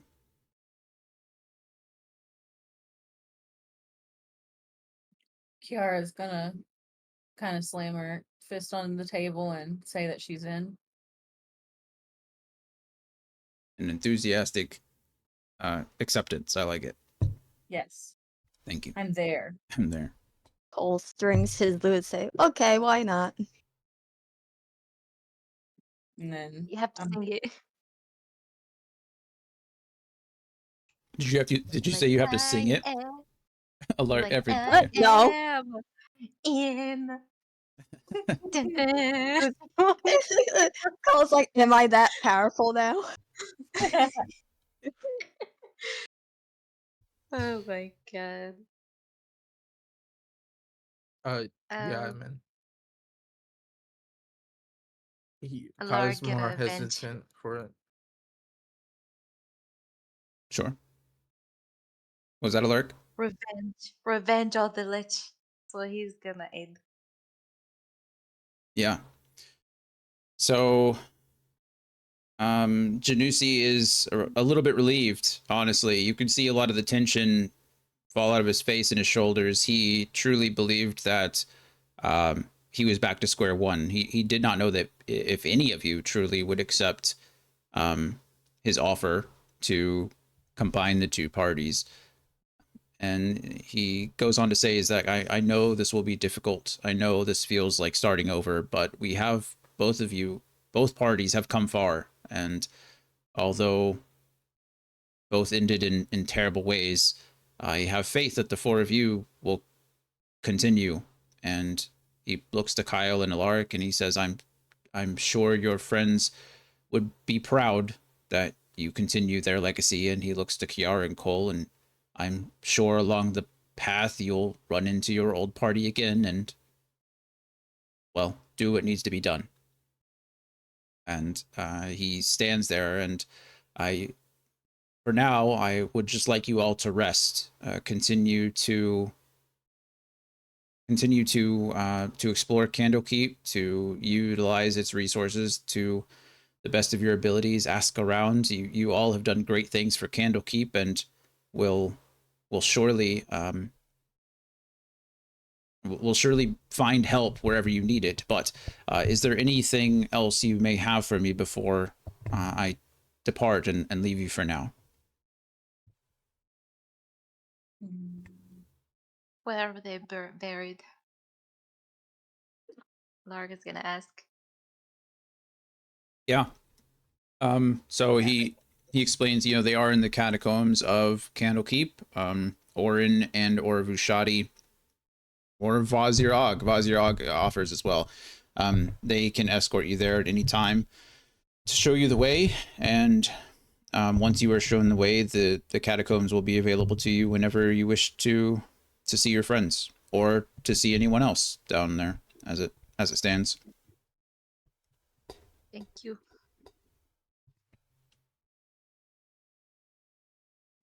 This whole time, Alaric is gripping on the wrist so the arm does not twitch Just anymore. holding it still. Yeah. Kiara's still side-eyeing Alaric's twitchy hand. Because though she enthusiastically agrees to help because she's grown a relationship with Vazir Og and Janussi and found a nice place here at Candlekeep for her studies, it still is not going to trust after the betrayal that her and Cole just went through. Yeah, it'll take some That's time. fair. It'll take some time for both parties and for everyone. Yeah. Out of character, mechanically speaking, this is a cooperative game. You got to get along. But in character, there can clearly be some, tension and some understanding. And, there's going to be some cool points where you got to rely on each other and, good things might come of it. Bad things might come of it. We'll get there. This is day uno. Dia uno. All right. Cole, Kyle, you got anything? Anything last minute questions or requests of Janussi? Yeah, before they leave, I'd just say, even though your judgment to keep it a secret, I didn't appreciate it because we've been honest with you.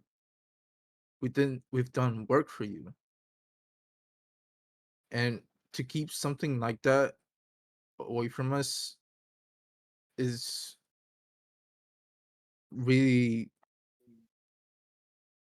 trust broken, at least for me. Janussi blinks his eyes a couple of times as he takes in your words, and he looks at you earnestly, and you can see that he's taking what you say extremely seriously, and I apologize to you and for your friends. I did not want any of my avowed to have to carry the burden of sharing that news with you of them. I knew this would be hard for you and for me, and I wanted to do it myself. That being said, as I mentioned, I have not been in Candlekeep for the past 10 days. This is my first day back. I have been to 10 different cities in 10 different days. And I just heard word this morning that Alaric had woken. And I came immediately. Kyle, I'm sorry that you were left unaware of your friend's fate until today. But while you rightfully have been looking out for your party, I have been looking out for Faerun. And I hope that you will continue to help me do that as well. And I hope that I can earn your trust back. And he looks at Vizier Og and kind of nods his head and doesn't even wait for a reply. But you can see that there are, if not tears in his eyes are he's clearly sad. He's clearly upset. But he said all that he can. And so Janusi begins to walk away. If you would like any final words, you're more than welcome to take them. Whether he responds is really, on him, on me, I guess. I just say thank you and thank you for your time. You can see. Alaric is gonna. Go ahead. I was gonna say Alaric is gonna give Kyle a pat on the shoulder. With the twitchy hand.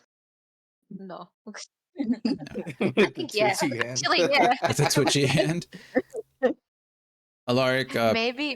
pats Kyle on the back twice with the good arm, and then all of a sudden Kyle feels like he grabs onto him real quick, like squeezes a little too hard.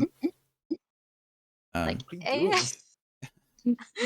I'm so sorry. Just grabs the wrist again. Restraint.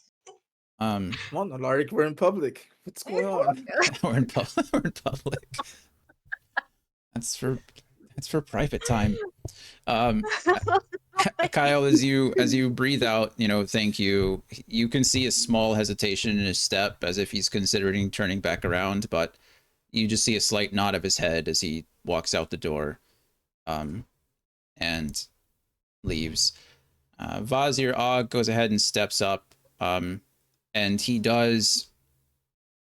He takes another look at you, and Alaric and Kiara and Cole, and Kyle. He looks at you specifically, and he just says he really is doing his best, And he pulls out a letter. He pulls out a wrapped notebook. It can be a scroll, or it can be folded. It can be whatever. And he lays it in front of Kyle, and he says, "This came for you while you were sleeping." And he looks to all of you again and says, "As Janusi mentioned, please take this time to rest. If you need anything, as always, Orin and Vushadi will find me, and we can get you the answers. If Janusi is requested directly, please let me know. He will be gone more than he's here. As soon as we hear word, or rather, as soon as something comes up, we will summon you here again and send you on your way as hands of the keeper once more." And he goes ahead and steps away as well, and out the door. Boop, boop, boop. Okay, so you guys are left there. Kyle, you have a letter in front of you. We've already gone over the details of that, or rather, you've gone over the contents of it. So what you do with it from here on out is up to you. Whether you share the contents with your friends or not is up to you, but it is yours and yours alone. I think that covers that part of it. So, this time frame is really completely dependent on you guys. So, as I said before, I've sent information to some of you that some of you also don't have, right? You guys have all received little bits and pieces of things that you know, or that a couple of you know, and that a couple of you don't. And that was intentional, because at this point, like I said, you guys are forming a party for the first time.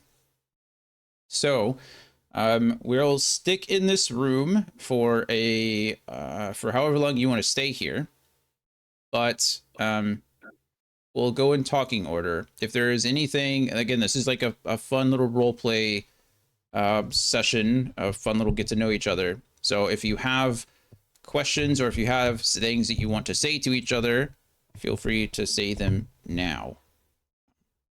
Yeah, go ahead. We can go in talking order, or you guys can just talk. I don't care. It's up to you.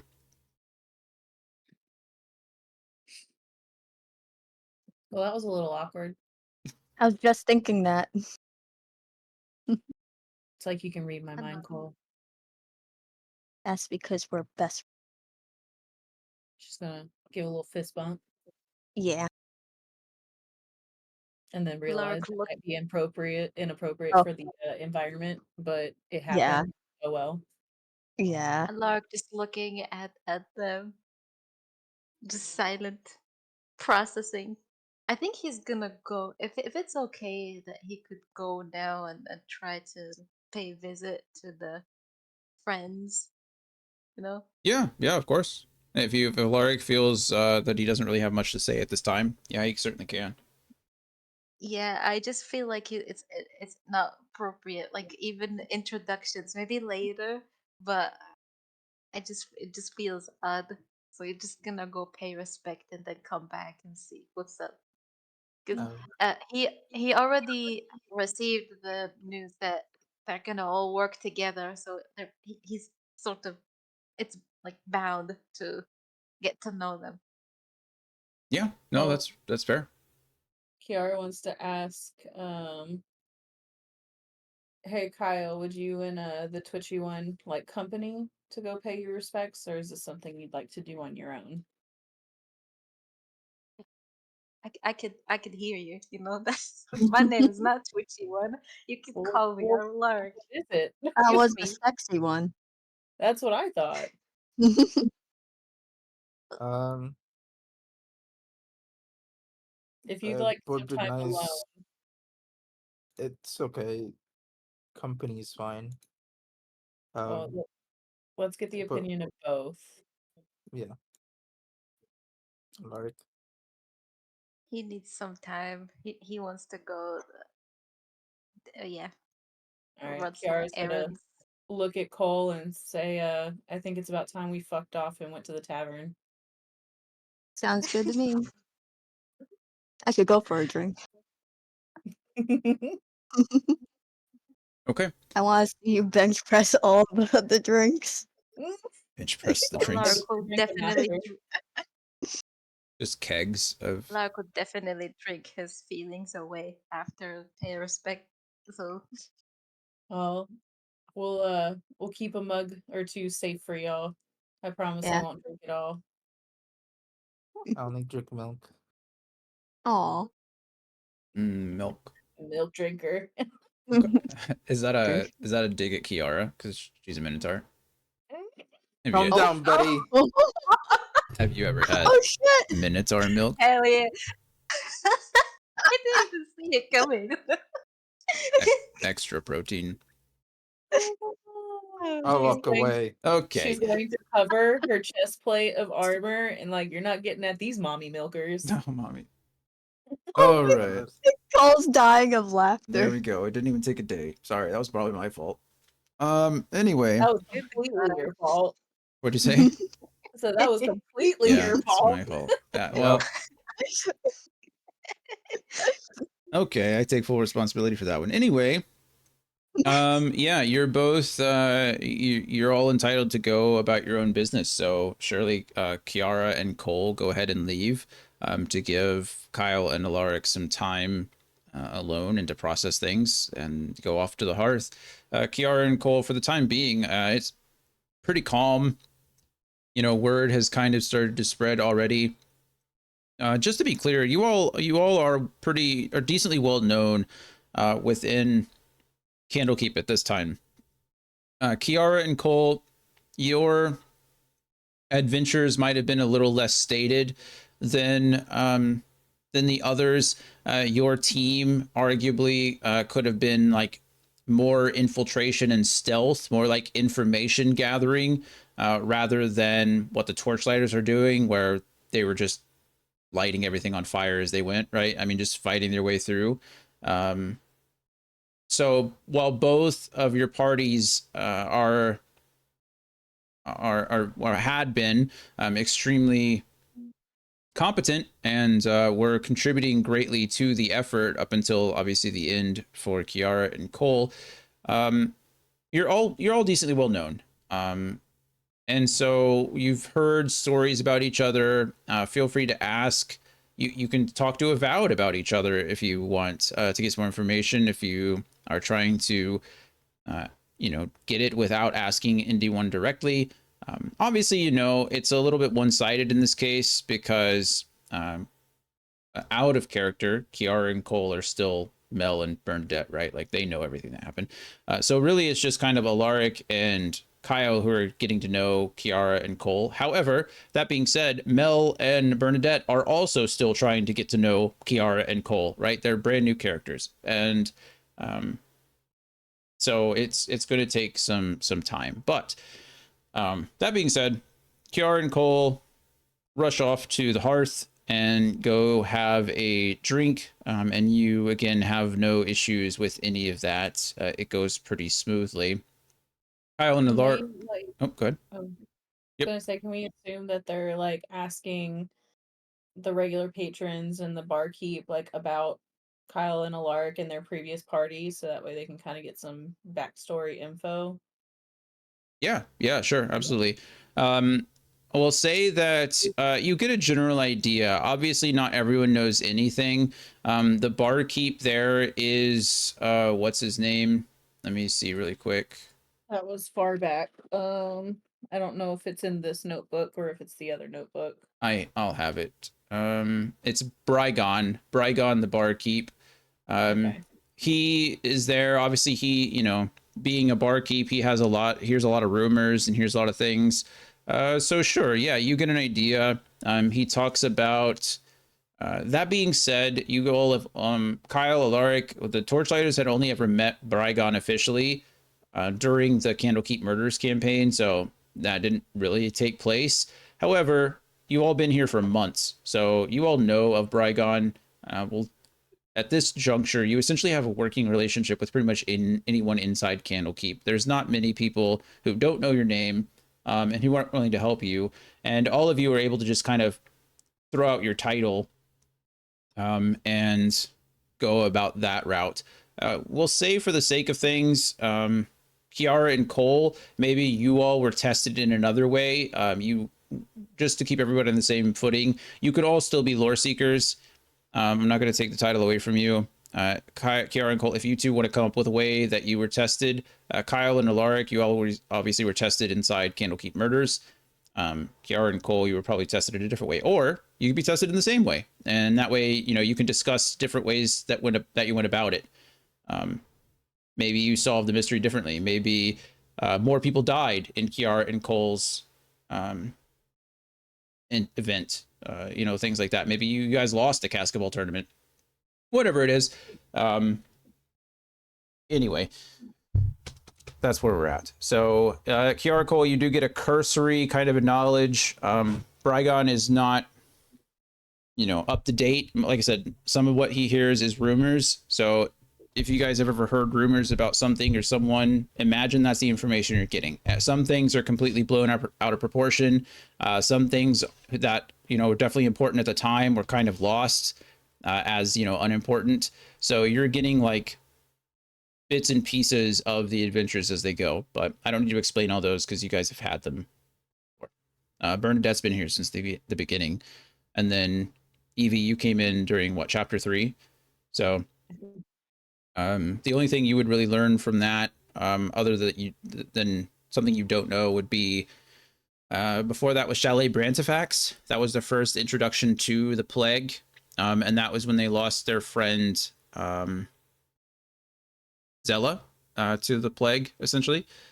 She was saved by being cursed, essentially. She was turned into a were-raven in order to prevent the plague from taking her life. And so she is currently with the Order of the Red Sash, and is kind of doing their own thing. And then in chapter 1 was the extra dimensional spaces where they were kind of being asked to search out for the acolyte, which I explained earlier. That was the first thing I explained this morning.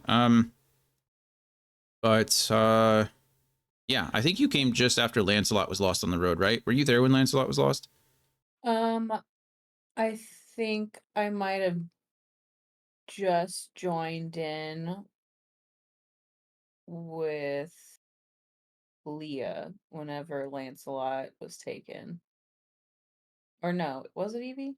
Yeah, you played Evie this whole time. Okay, yeah, it was either right whenever, like, the day that he got swallowed up, or it was like right after. I think it was when it happened. Yeah. Yeah, So pretty sure. I would say maybe one of the themes of the Torchlighters, and maybe why the word of them has spread potentially further than that of Kiara and Cole's previous party, is that the Torchlighters have suffered several losses at this point. Zella being the first. Kyle summed it up nicely when he was talking about what he was dreaming of, right? Or the visions he was having Mhm. just before. But Zella was lost to the plague. Lancelot was lost to the Spider Queen. Motul stayed behind in the Bay Wild in order to protect that side of the lake at the top of the mountain. And then Kyle and Emmy have both. Kyle has died twice now, more or less. Emmy had died once previously and was rescued by her goddess that she didn't even know of at the time. So I mean, there has been a lot of death and a lot of sacrifice coming from the Torchlighters, which I think is probably just the theme of them going forward. That was a lot of talking just to say that's what you know. That's kind of the information that you gather from Brygon and other Avowed that are in the the pub, the hearth with you. Okay. I think it's called the hearth, right? Is the hearth Yeah. Yeah. the resting house is where you guys are at now. The hearth is the drinking place and the eating place. Cool. Mhm. Perfect. So Kyle and Alaric, you all are escorted down by Orin Glass, down into the catacombs. You all have been there before in Candlekeep Mysteries, but the creepiness of the catacombs were played up quite a bit inside the book, right? It was meant to be more of this murder mystery. The catacombs that you're going into now are no such thing. They are extremely well taken care of. They are well lit, and as you descend the stairs and into some of the chambers, you can see, just as was mentioned before, there are statues and sepulchres and caskets and crypts and all manner of different burial rites, as if all of the great readers and each of the old keepers who dedicated their life to Candlekeep, they each have their own death rites. They all have their own cultural and religious differences, and the catacombs are reflective of that. Um, and although Emmy and Evie don't get the same priority, so to speak, or the same reverence as the great readers, who obviously, or as the keepers who get the most priority or the most reverence, and the great readers, they are offered a place down there, and they are buried together. They have a tomb that seems to be slightly wider than the others. There is a placard, a magical placard that is resting on a dais in front of their casket. And I haven't come up with anything that they could possibly say, but I can if you want me to, or if you want to come up with something yourself, whatever you think it would say. But I didn't. I don't know. Heroes. yeah, I mean, Emmy, Evie, technically, are Mel and Bernadette. They were your characters. Is there anything in particular that you have in mind, or do you want me to just come up with something sad? Fuck me up, make me cry. Yeah. Um, Because Evie was just so happy to finally have friends. So I'm already just sad. So just make me cry. yeah. I'll probably cry with you. Let's see.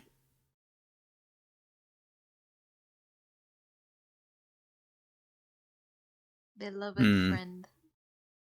Yeah, that's all basic. That's not tier worthy. I got something in mind, but I'm trying to get the phrasing down. Oh my god. I'm so ready. Where's my tissue?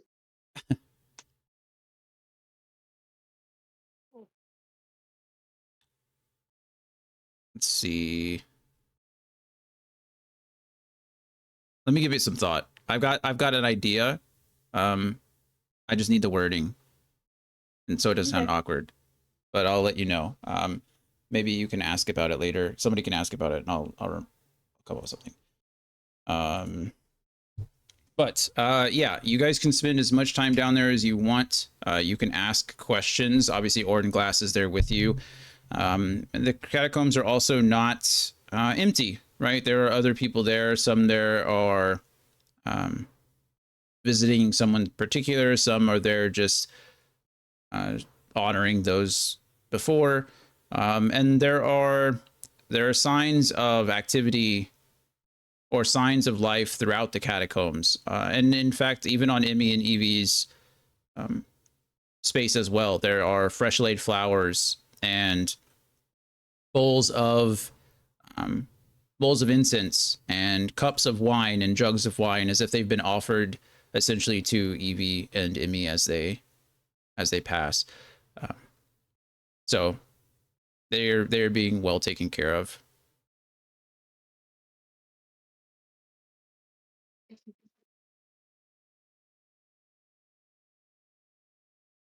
But is there anything you would like to do or say while you're down there, Kyle and or Lark?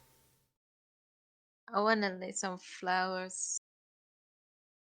And I'll say rest in peace. I'll get that motherfucker. Emmy from the grave, like, hell yeah. Hell yeah. Just a whisper on the wind. Hell yeah. Yeah.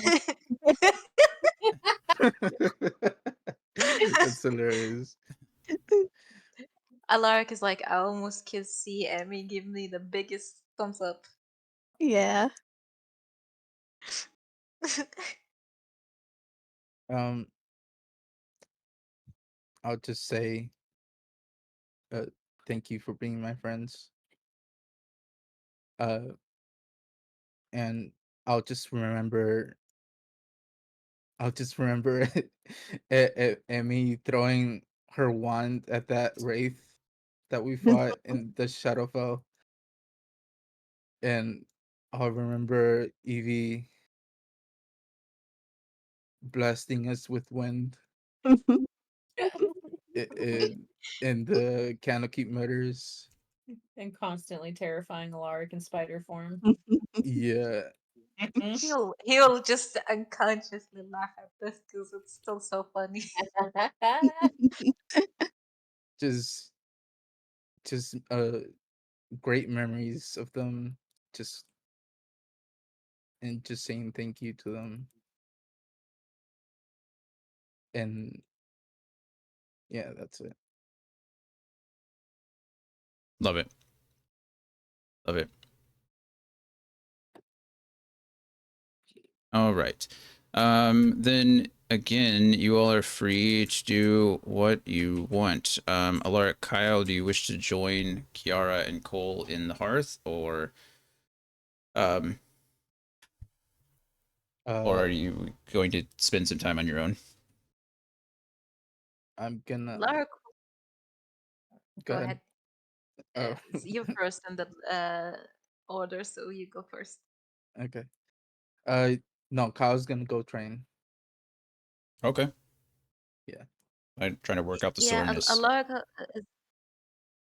I was gonna say Alaric too might just take some time to figure out what's this twitch.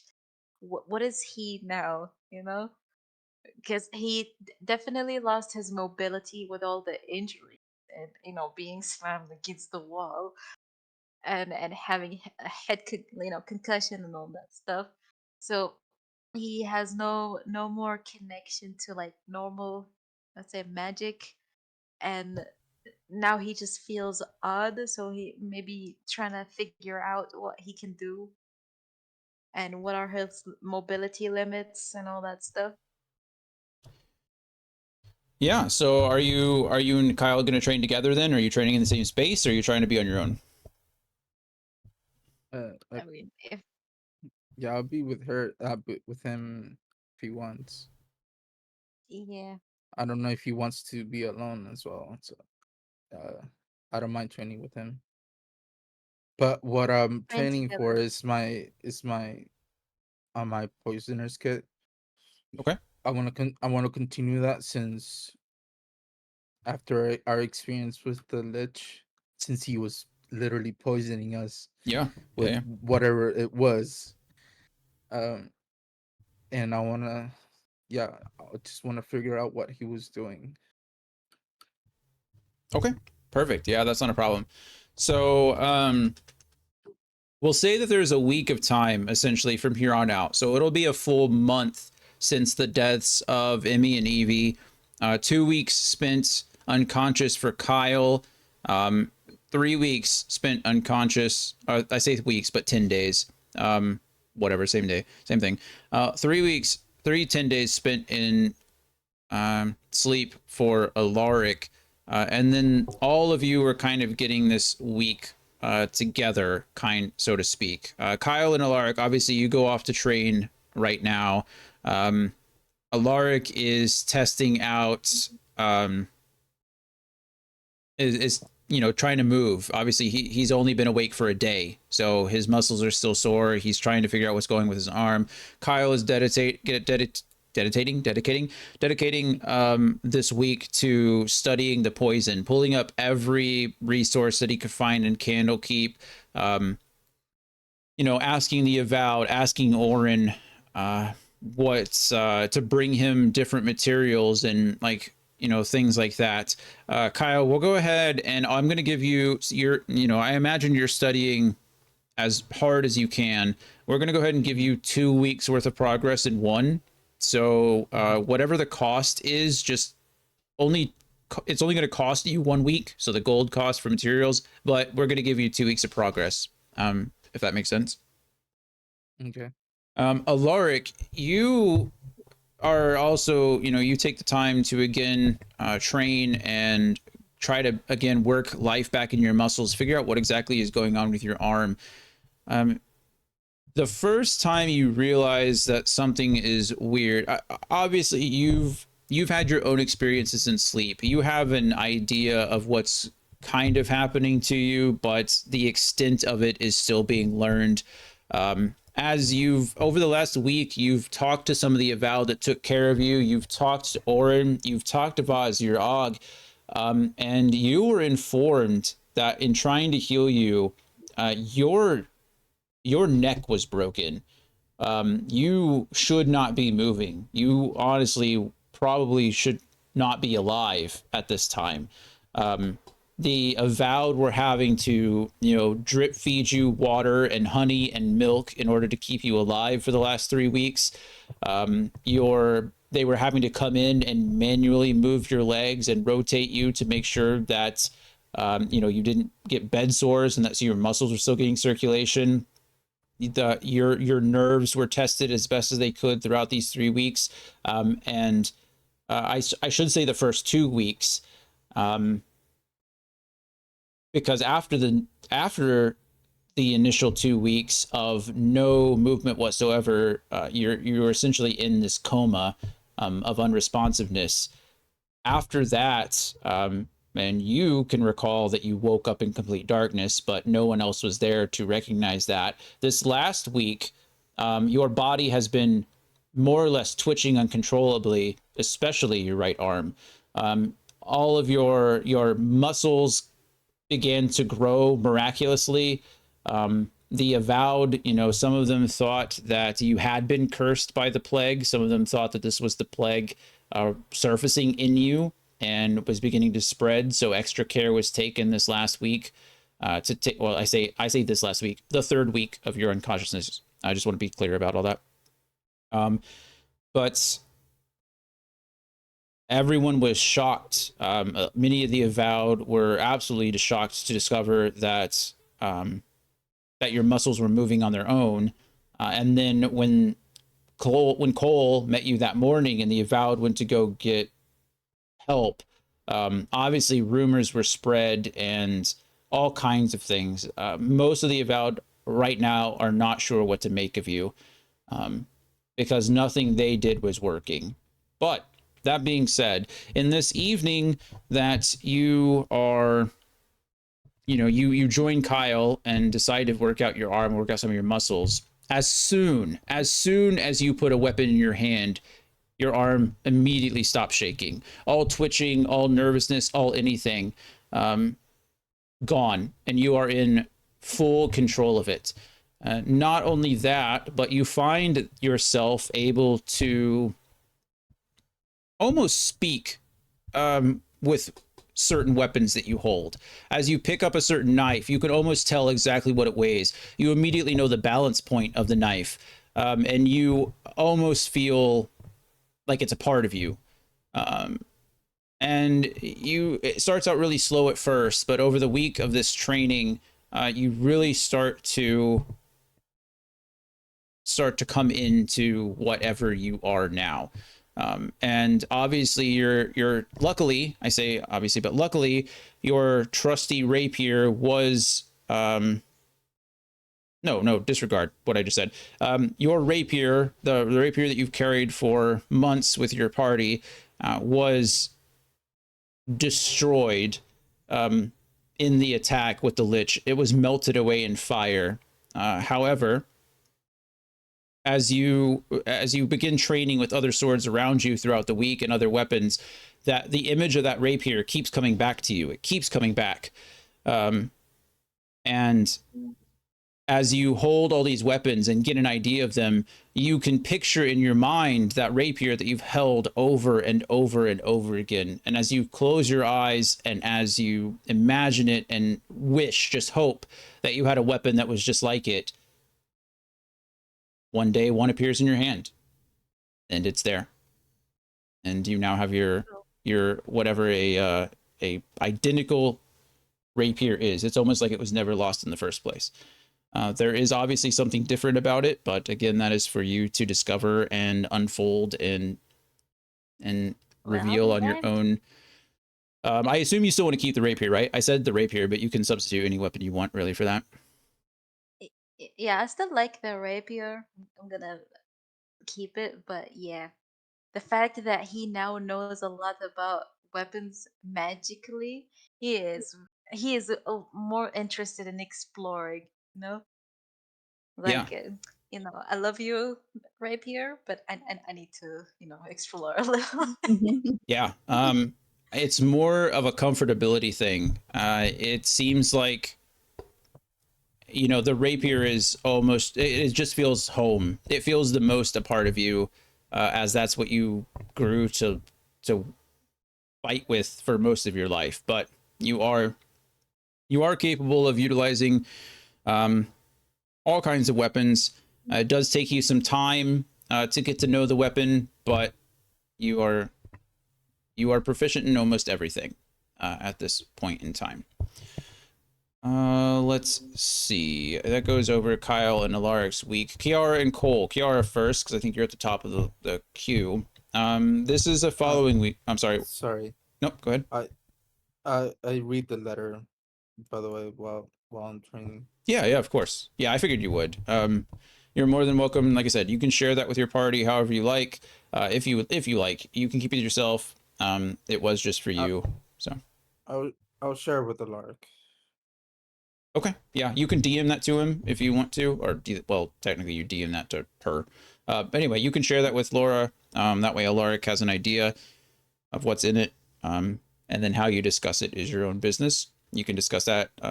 If you're going to discuss it at the table, then we'll all hear it. If you're going to discuss it in DMs, just include me so I know what you guys are talking about. Okay. Kiara and Cole.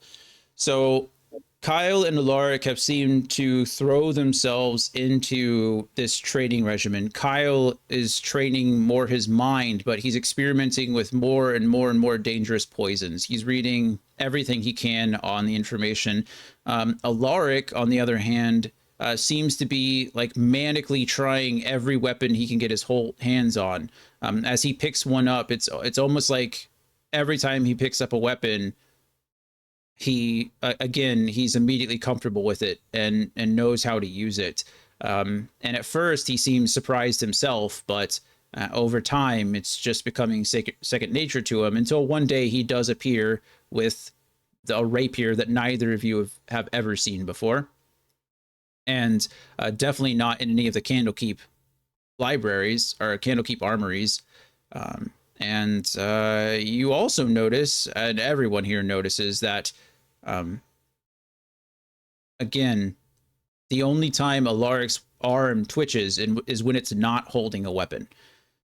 But Kiara and Cole. Kiara, what would you like to do in the following week after you've been partied up with everyone? You can join Kyle and or Alaric. You can do your own thing. You can join, you and Cole can do things together. It's really completely up to you. Kiara really just wanted to focus on the smith work. Okay. She wants to continue to grow that ability, maybe be able to start creating armor and weapons like with maybe magic stuff. I don't know what she needs to do to study that. Okay. Well, so let me see. There's, if you go to, let's go Xanathar's Guide to Everything. Mm-hmm. And then if you go to Downtime Revisited, starts on page 123. There is a whole section on crafting magical items. So it goes from page 128 until roughly 130. Mm-hmm. And it goes over all of that fun stuff that you can do. Are you, what, are you're smithing tools, right? Is that your proficiency? What are you proficient with? It's smith's tools. Okay, so armor and weapons are the things that you can primarily make, which is nice. Yeah. And it really just depends. You can start working on things. Common items will take you a work week, and you can just craft common magical items. They cost you 50 gold pieces. Uncommon requires 2 work weeks, 200 gold pieces. Rare, 10 work weeks. Very rare, 25. Legendary, 50. So you can start working on whatever you want, and you just mark. So similar to how Kyle is learning proficiency in Poisoner's Kit, you're essentially crafting something. So it just takes you time and money. You just have to keep track of it. So Okay. if you have something in mind that you want to start crafting, then let me know and we'll start marking it off on your character sheet. Okay. I didn't get that far. Yeah. No problem. Sorry. No, you don't have to be sorry to me. Yeah, it's not a problem. So you can get help if you receive help. It still costs the same amount, but it takes half the time. So that's always something to think about as well. Okay. And and you said it's a week for the common, and I mean, it's only a week that we're talking about, so that's all I'd have time to do. So you can, you don't, nothing, it doesn't all have to be done at once. You can essentially work on something for a week here and there, and then it all just combines and builds up to a week. If you want something to show for your work week, like, then yeah, you just pick a common item and you can craft it for 50 gold pieces. And that's how you would spend essentially 8 hours a day for the next work week, which is a 10-day, whatever. But if you want to work on something more serious, then you could start the project here, and then every time you guys get downtime, you just work on it a little bit more. I'm gonna save my like main project for now until I get a little more info on what I want to do. Okay. So can I just like basically have her make like little like throwing stars or knives or something like that? Sure. Yeah, that's fine. Okay, that's what I want. Are you trying to do like something? So crafting is specifically for magic items. Actually, that's not true. I think you can craft. So let's see. A character who has the time, the money, and the needed tools can use downtime to craft armor, weapons, clothing, or other kind of non-magical gear. In addition to the appropriate tools for the item crafted, smith's tools, which you have, a character needs raw materials worth half of the item's selling cost. So if you want throwing knives, let's look up what throwing knives could possibly be. They'd be in books, player's handbook. They'd be in equipment, weapons. Looks like they cost 10 gold pieces. I They're light, they're thrown, finesse. don't even see that. Where are you seeing that? I see darts. I don't see throwing. Oh, you can throw daggers. I'm on a homebrew page. Oh, there you go. It's the D&D wiki one. Yeah, they'll never use that. They make up all kinds of randomness. Right. If you just want to make a Same bunch of for daggers, daggers. Yeah. yeah, daggers can be thrown. Okay. So the way it works is you need, what did we say? Half of their cost in materials, right? Mm-hmm. And then it says a character can complete multiple items in a work week if the item's combined cost is 50 or less. So well, let's see. To determine how many work weeks it takes to create an item, divide its gold piece cost by 50. Well, its gold piece cost is daggers are 2 gold pieces. So you can essentially make, goodness, so many. 25 daggers in a week? Okay. And Right. those are just regular ones, right? Or are they magical? They're just regular old daggers. Okay. If you want to craft a magical, if you want, just go to 5e tools and go to magical items and find a magic dagger. Or go search by common. So let's see, items, magic. Let's search by rarity. I guess you could make it +1 dagger if you want to. Probably not really necessary. Craft a bag of holding, bag of tricks. You craft a bag of holding? Sure. Well, I guess it's not technically a weapon or armor for you, but you could probably find help there and work it out that way. I don't really care. Let's see. Let's look up dagger. Racer of flying daggers. Okay, that's fun. But yeah, just you can search through any of those uncommon items. That'll take you a week. If you like those, then you can do it. No problem. All right. It's just going to cost you 50 gold pieces. Magic uncommon. All right, Cole, what are we looking at? What are you up to? He's thinking of maybe researching what exactly the tree was that sprouted at the temple. Oh, yeah, that's fair. Okay. So you spend a work week doing that. You're in Candlekeep. You hear, so you're going to do quite a few things, I guess, in a week, which is pretty neat. So after the end of this work week, this book is just full of books, right? Kyle has so many books on poisons and things like that. Kiara has several books on crafting and different recipes and different designs and things like that as she tries to narrow down what exactly she wants to work on. And tries to hone her skills. Alaric has weapons and weapon racks strewn all around the room, just picking up and trying different things, seeing what fits best. And you have books now on, various trees, based on the description that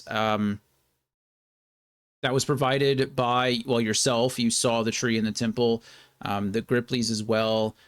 You were able to bring back some samples of the tree, and some samples of the sap. And while testing those things is hard, it does in fact seem like the tree itself is living off of, it seems like blood. The sap inside the tree is this deep red. When you cut it, it appears like it bleeds. The outer, as I mentioned before, the outer bark of the tree is not your typical wood. It feels like scaly and almost soft, like the skin of the Yuan-Ti anathema that was created.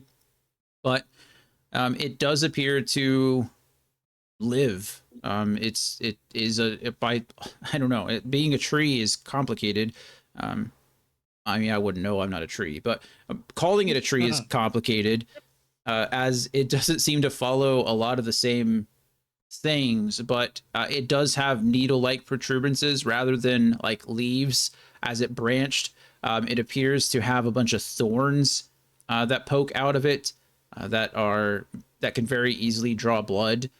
What I will tell you is that in your research of trees, you probably discover that there is in fact a way to travel from tree to tree. And there is a spell. It is a 6th level conjuration spell that is called Transport via Plants. And this spell creates a magical link between large or larger inanimate plant within range and another plant at any distance on the same plane of existence. You must have seen or touched the destination plant at least once before. For the duration, any creature can step into the target plant and exit from the destination plant by using 5 feet of movement. So this is the closest thing that you can find to how this creature, this lich, for lack of a better word, or for lack of knowledge, was able to transport itself instantly, based on the word of the remaining Gripply and the Pond Mother, who was there to witness it. This is really your best bet, your best guess on how the lich was able to travel that way. As far as summoning the tree, this may be something that is absolutely unique. This may not be something that has ever existed before, and it just happened, right? The lich is powerful enough to have created this tree from nothing using the last living bits, or the last biological bits of that Yuan-Ti anathema. Developed a tree from it, which is weird. Do you have any specific questions that I can try to answer? That was a lot of general knowledge that I gave you. Like I said, it's a work week worth of stuff, so I want to make you feel like you got your money's worth, so to speak. You got your time's worth. But that's probably what we're looking at. So is there anything specific that you would like to know, or that I didn't answer? Does it spread the plague quickly, and is there a way to destroy it? Oh, buddy, that's a great question. We don't know yet. The whole temple, that whole old village, has completely been quarantined off. It certainly does appear that it is very plague-like. It does resemble many of the other, or has some of the same similarities or characteristics that other plants have been afflicted by the plague. As far as its ability to spread, it's unsure, or they're unsure. They're trying again. They've burnt off all plant life around the temple. So if you were to revisit that place now, it would almost look, it would just look barren around the temple, more or less, because they're trying to prevent anything. There has been an anti-magic shell placed around the temple as well to try and prevent that, and to prevent people from going in there. But yeah, they've tried to cut it down. but it seems that every time they do pierce it, they've taken an axe to it, and it seems to heal itself. They've taken fire to it, and it doesn't seem to be affected at all. It chars the outer skin, but that is quickly recovered as well. Um, it can be cut, it can be harvested, but it does not seem to be able to be destroyed.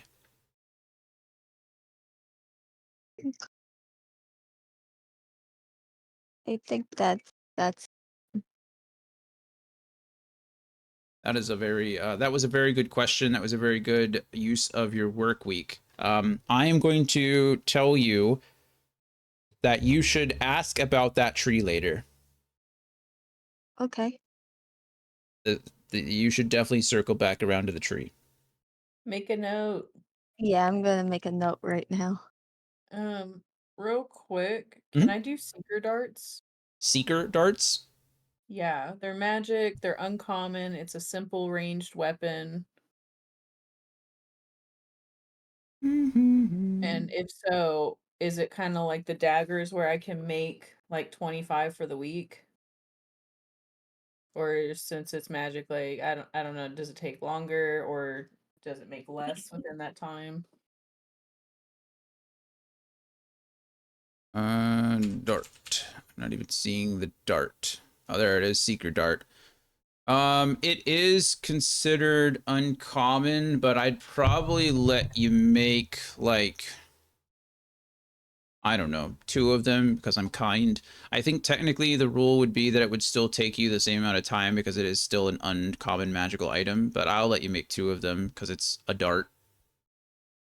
So See two this? seeker darts. Yeah, this small dart is decorated with designs that like windy spirals. That's cool. When you whisper the word Mhm. seek and hurl this dart, it seeks out a target of your choice within 120 feet of you. Okay, cool. You must have seen the target before, but you don't need to see it now. If the target isn't within range, or if there's no clear path to it, the dart falls to the ground.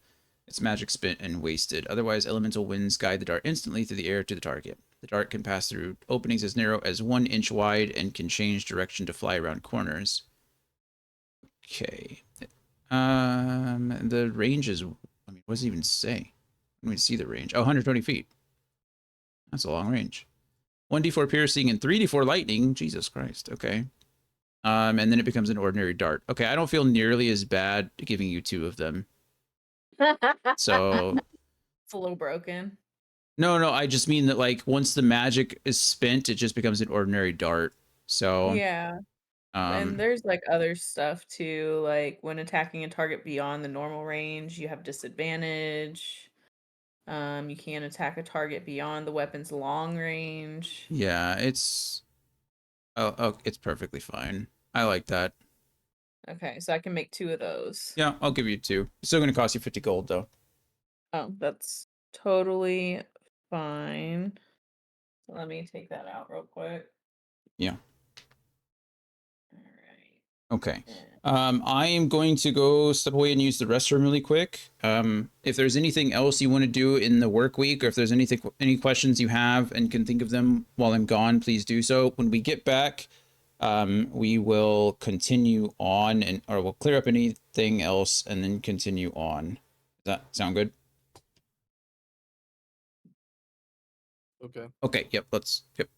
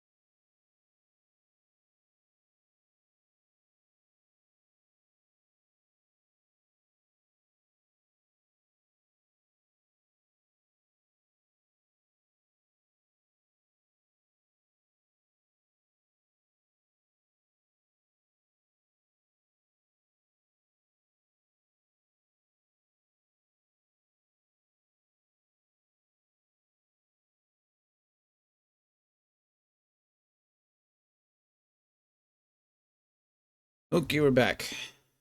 Or what do we think, Kyle? You've been working on your poisoner's kit, doing research as well. Working on the proficiency. I already gave you 2 weeks, but I phone. have my Uh, total. My total is 8 days and 2 weeks right now. 2 weeks and 8 days. Yeah. That seems low. This is a whole week, right? This Yeah. counted.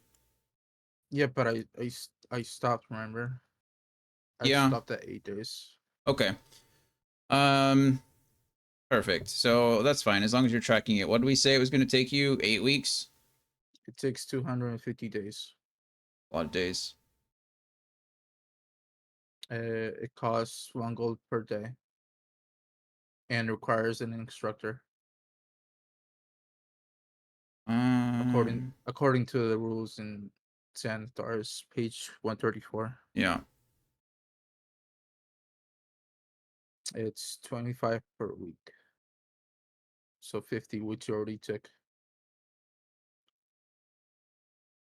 Yeah.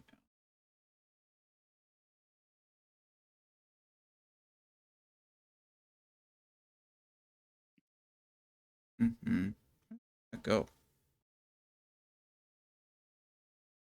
Takes, it says,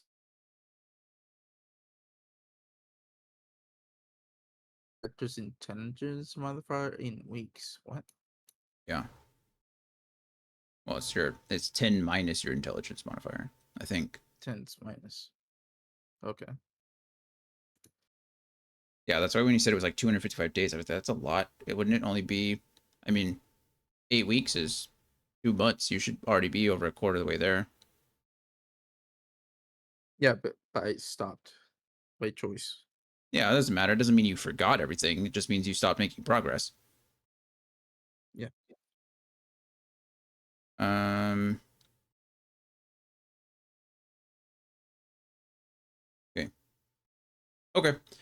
So you're a little over a quarter of the way there, and then you can spend again. You can continue to do the whole. You can do it a day if you want, at a time, when you're traveling and such. Okay. Is there anything that you guys need from me in regards to this work week? Any other questions or last minute comments? Oh, I forgot to tell you, Kyle. That's what it was, Kyle. In researching all this stuff, you the poison that infected you all doesn't seem to be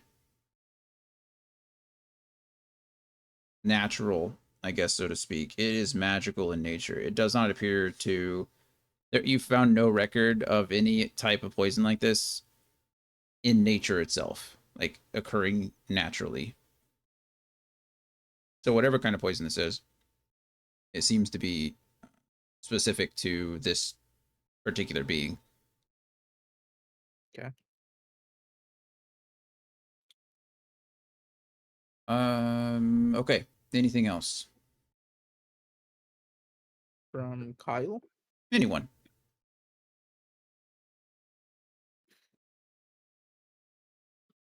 Uh, can I write back? In response to the letter, Yeah, absolutely. I'll send you that later. Yeah, no rush. No rush. That's it for me. Okay. Unless you allow me to buy an item or something. Yeah, I mean, you guys are at Candlekeep. As far as buying items, it is a little bit harder at Candlekeep just because people aren't coming around and doing that. I will say that the next location you visit is probably going to be better for buying and selling items if that's the route you want to go. Okay, I can wait. Okay. Alaric, you got anything? Um, just Alark might will just want to get to know the new um, team members, Oh but yeah, me not too. directly. More Me not too. directly, like just walk up to them. More like maybe watch them, like from afar, what they do, you know, how they act. I Sure. give them Just berries. Some good berries every once in a while. Yeah. Yeah, so you in the work week, most of the conversation has probably been kind of cursory. It's, would you please hand me this? Um, could you, pass that? Excuse me, so on and so forth. As deeply as Kyle and Alaric have thrown themselves into their work or their training or whatever, Kiara and Cole have as well. Kiara has been in and out. Obviously, a lot of her research is done here in the meeting room, but obviously you can't forge in the meeting room. So she's gone down to the blacksmith, and has come back with various parts and then done some more research. So Kiara's probably been more in and out than the rest of you have. But you can always tell she seems to be kind of obsessing in the work, coming back dirty and sweaty, and plopping down in the chair and continuing to read after having a fast lunch. And Cole seems to be doing the same thing. In fact, a lot of the same books that Kyle has been reading for poisons, Cole has been reading as well to discover if there's anything that he could find in regards to the tree itself. Is it infectious? Is it poisonous? Is there anything about it? So a lot of that has been there. All of you seem to be, if for lack of a better word, dedicated. You may have various reasons, motives to being this way, but all of you seem to be throwing yourself into your work pretty hard. Whether that, however much that tells you about them, um, they seem to be just as motivated to solving all of this as you do. And same can be said again for Kiara and Cole. You guys can see all of you see this amongst yourselves, right? Everyone is throwing themselves into their work, for good or for ill. Time to get close, get get to know each other. Yeah. There will be some time for that. Kiara and Cole, any last minute things for this work week? No, she's just gonna focus No. on working and checking in on Cole here and there. Perfect. Yep. So the work week goes as smoothly as it can. And there's not really much of a hiccup. No one is coming to bother you. Sometimes Orden Glass will step out for a bit and come back, and same thing with Rushadi. You seem to have two attendants who are willing to drop everything essentially to help you. They have their own studies to complete, so oftentimes they're also sitting over there with books, and reading up on things. I forget. I honestly forget who Vushadi or what her thing is. Orin Glass is an incredible cartographer. He is always pulling out, or drawing or researching or reviewing maps. And he's incredibly good at replicating them as well. That's kind of his deal. And it's funny. He doesn't, although he's very old, and doesn't always seem to be completely there, he has an incredible memory. He can remember things from uh, almost his entire life. He can recall books that he's read years and years and years ago. Um, he obviously remembers every map he's ever drawn. It's a pretty big deal, or he is a pretty big deal, and you can see the way that Bushadi kind of speaks with him. Um, he's revered amongst the other avowed, and it just so happens that he's been assigned to you to keep track of you. Let's see.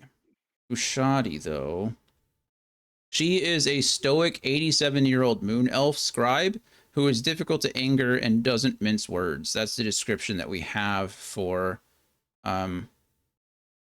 Orin. we don't really have much else, so you can kind of turn her into whatever you want, or I'll turn her into whatever I want, I guess. But she is pretty much to the point as a moon elf.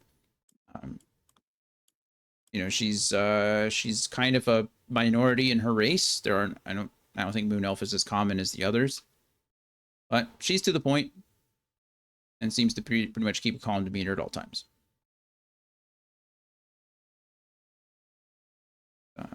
Yeah, that's where we're at. Okay, let us continue on a little bit longer. It's 3:15 now. I would like to actually introduce you to the chapter. This has been a lot of like, you know, cleanup, I guess, more or less. I'd like to introduce you to the what we're doing next. But I can't do that. There are two people here who can, and I hope that they know who I'm talking about. Otherwise, it'd be a long afternoon. Mm-hmm.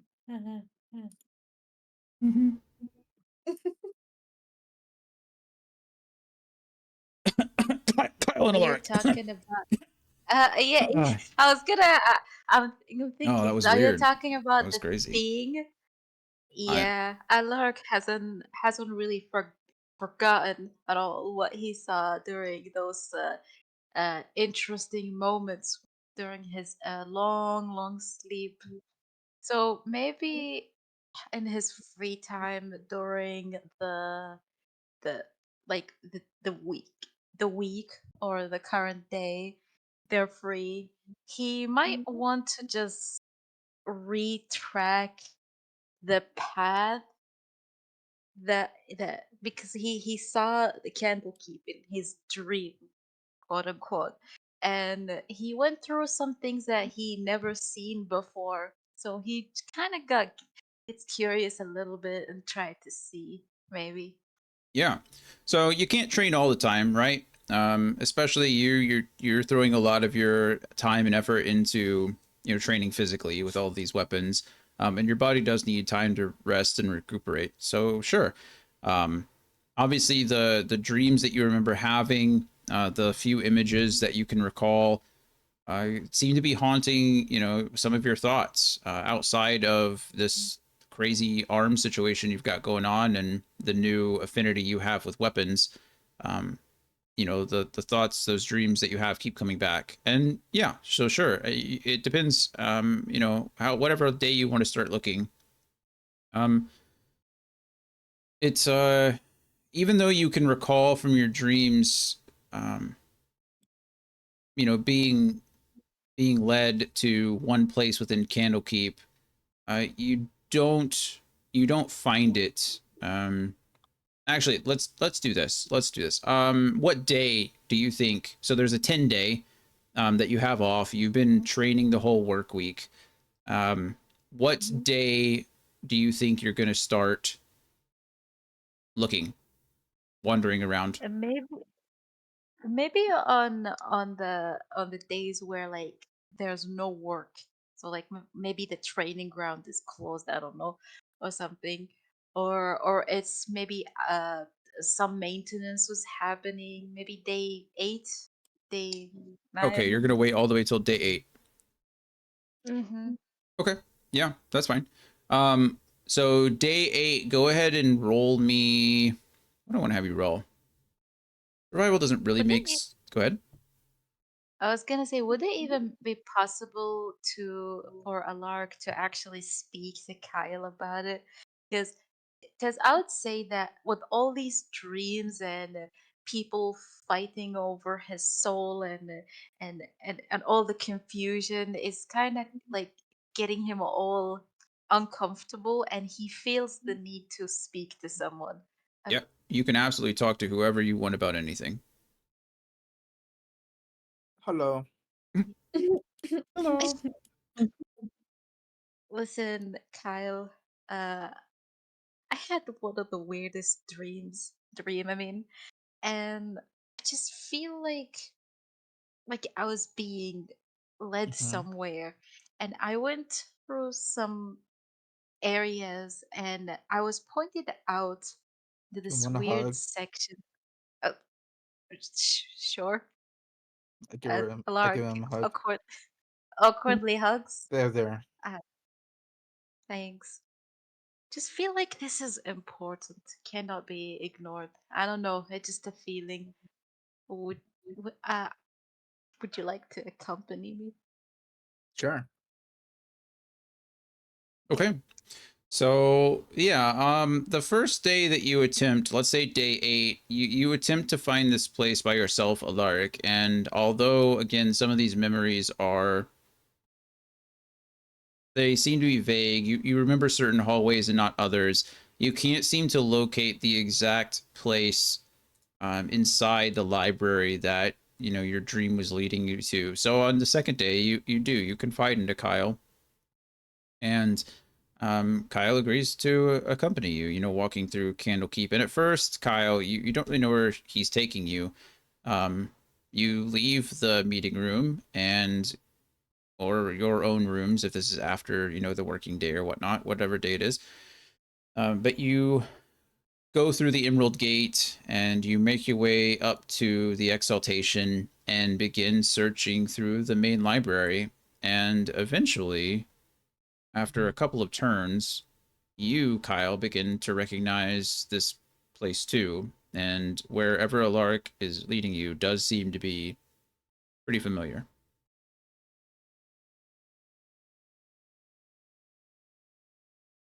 Is this from the dream I had, or Perhaps. what you wrote? Well, I don't know. That means yes. You should assume Oh, yes until I tell you otherwise. okay. I didn't know when I was gonna come up. Right Um, now. uh, I love that. like, and Yes. What's up? this looks familiar to me as well. Uh, Familiar? How have you yeah, been here before? Have you been sneaking around? Oh, maybe. You know, I'm quirky like that. Um, Yes. Uh, what can I say about the dream? I don't know. I'd Anything, I'd everything, say whatever you want. It's your dream. Alaric will try to describe that in the dream, since he's familiar with this place. Uh, there was like a certain book uh that with like a symbol on it, like a tree. Maybe Alaric tries to draw the tree to see if Cal maybe is familiar with it, since he knows a bit more about nature stuff. Did you see the girl Uh, Yeah. in the dream? Right? Mm-hmm. Oh, okay. I thought I was going crazy here. Um,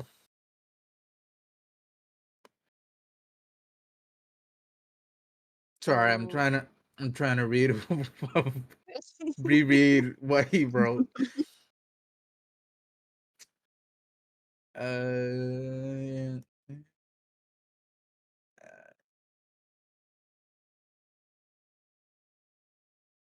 uh Alaric sorry.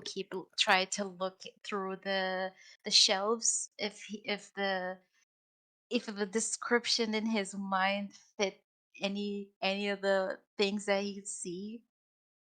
Sure.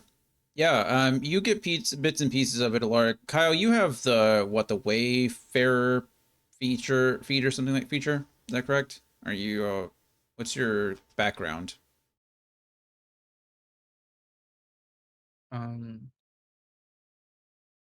the wonders feature. Is that what it's called, Wanderer? Yeah, you have excellent memory for maps and geography, and you can always recall the general layout of terrain, settlements, and other features around you. Perfect. I would say that this counts in that scenario. Although again, you've had this dream a couple of times, or at least maybe once, and it's remained pretty vivid in your head. It was still a dream, and so some of the hallways or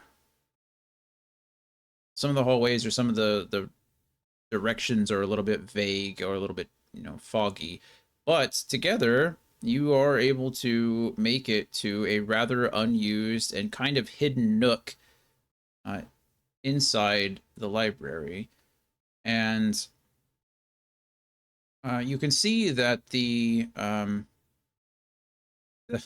the shelves, the placard that hangs over this section of books is just called miscellaneous, as if it almost holds no real value to your typical scholar. But as you get closer, in fact, a large or a regular sized leather bound book with brass corner fittings falls off of a shelf directly in front of your feet.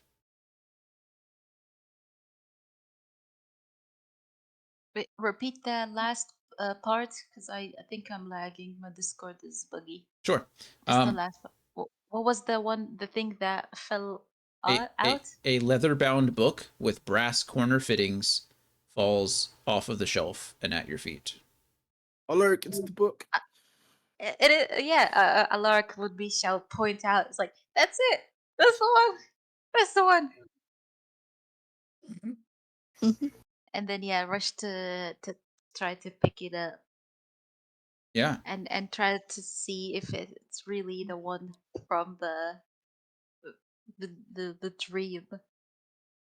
it The certainly seems to be. As you pick it up and turn it over, you can see the um, embossed cover with, in fact, that same lemon tree with the rising sun behind it. But as you do, the air around you grows extremely chilly. It's almost as if the wind picks up. You can feel the rustling of the pages around you and the pages of the book you're holding, and a cloud of vapor begins to shimmer along the nearby shelves, growing thicker around the book. The mist suddenly coalesces into the vague form of a young woman, a translucent spirit wearing a servant's uniform and bearing the symbol of a tree, outlined by a rising sun at her shoulder. The figure weeps aloud, tears running down her cheeks as she opens her mouth as if to speak, which reveals that her tongue is gone. Moaning in anguish, she reaches towards you. The mist shreds away to nothing, and the spirit fades. But I will give you. It's her.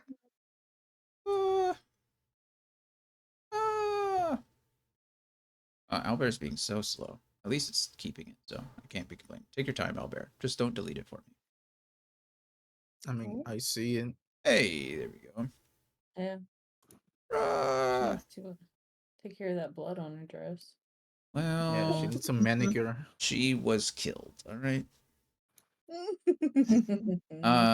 Yeah. So this is the girl.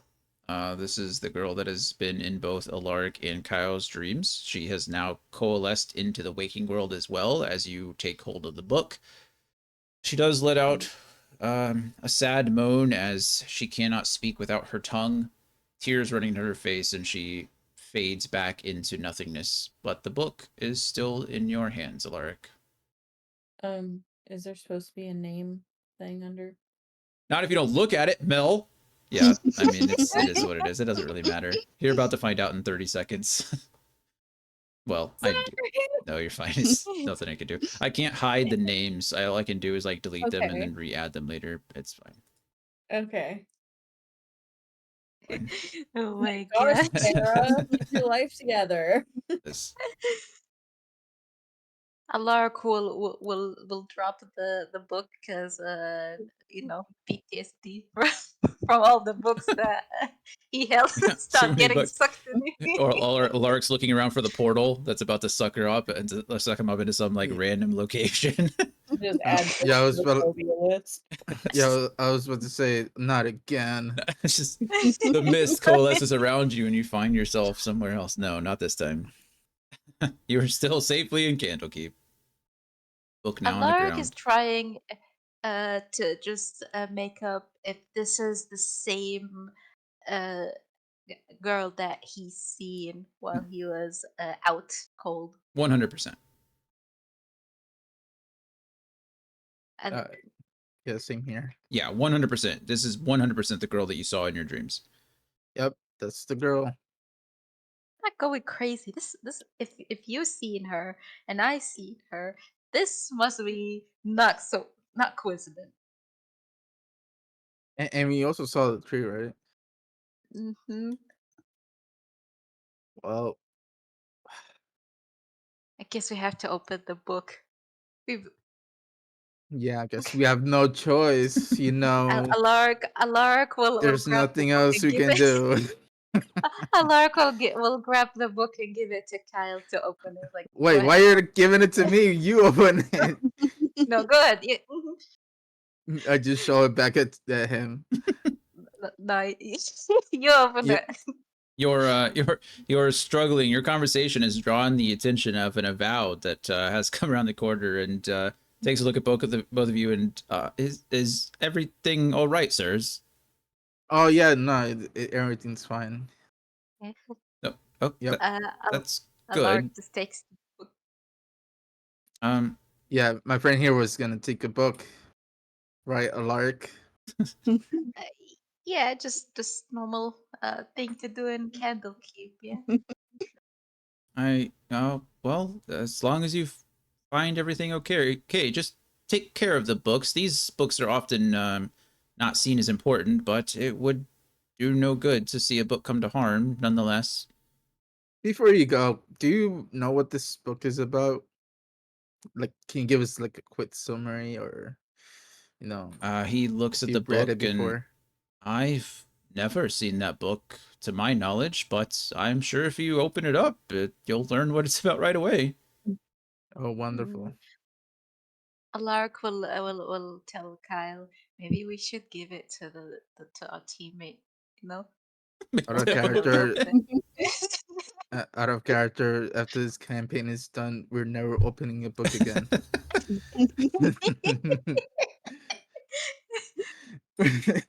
True. I uh, mean, Book what do PTSD. you think? What do you yeah, think, Kyle? yeah, might as well. Sure.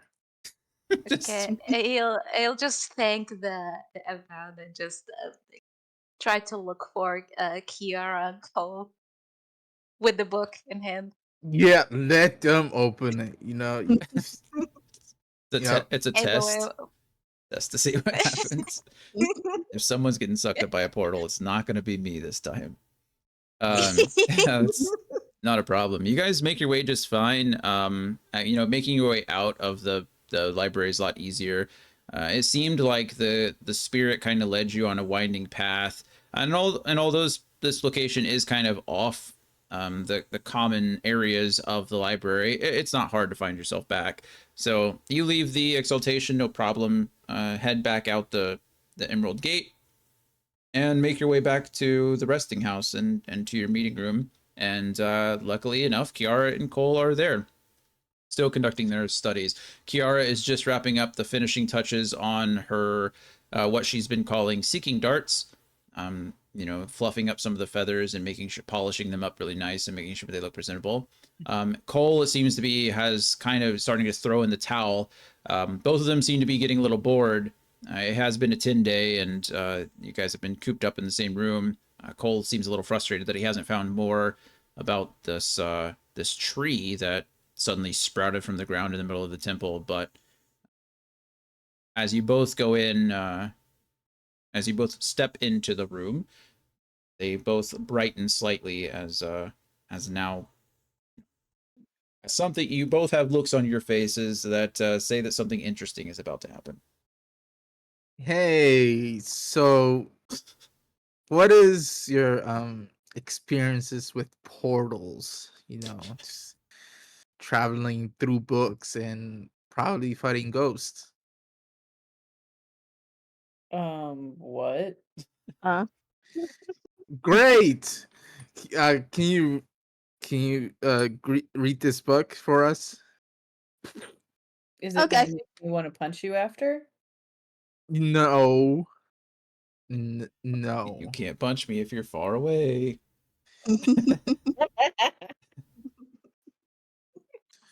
Listen, me and Lark had a dream while we were injured, and we found this book.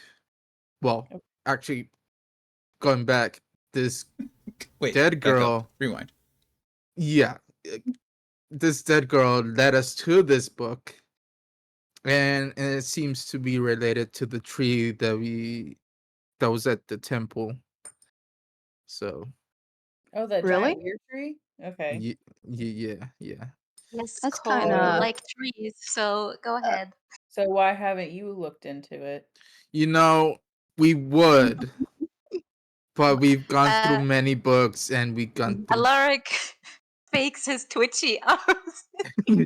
Oh no, Alaric is switching. Maybe I should help him, and you guys can. Kiara's Oh just my going god. to huff and roll her eyes and take the book out of Kyle's hands. You got this. Cole looks over to see the book. I'm just helping Alaric to stop twitching. Come on, Alaric, We're twitch gonna more. Much more. we're gonna look over the cover real quick, kind of curious as to what's causing this strange behavior in their new companions. Sure. So, Kira and Cole, you see this book for the first time, and it matches the same description that I gave to them. It's a leather-bound book. Actually, I can show you. I think I have it. Hold on. Ooh, Time out. Alaric takes Boop. a step back a little bit. Um, pretty. that is the book. So it is a Ooh. leather-bound book with brass corner fittings and an intricately carved brass clasp that holds the book shut.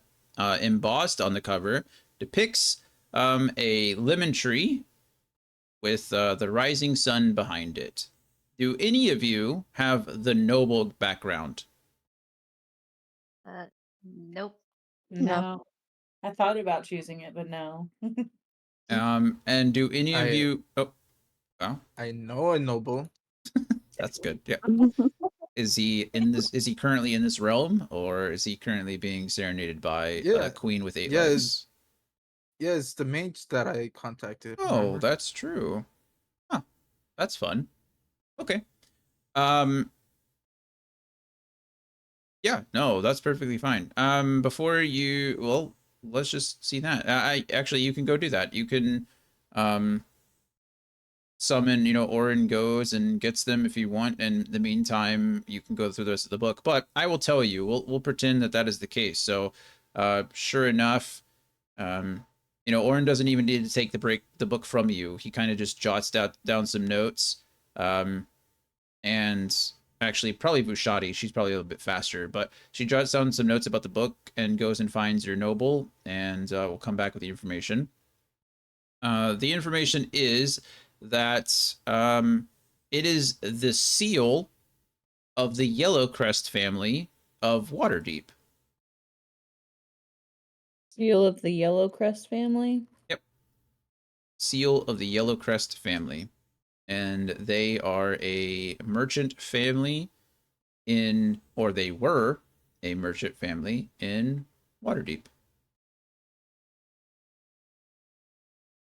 Okay. But that being said, that information will come. It takes some time for Vishadi to go and come back. But as you do, or as you're waiting for that answer, um, Kiara goes ahead and opens the book. The clasp comes open easy. It seems to be more of a decoration than an actual like security measure or anything. You can just pop open the clasp and open it right up.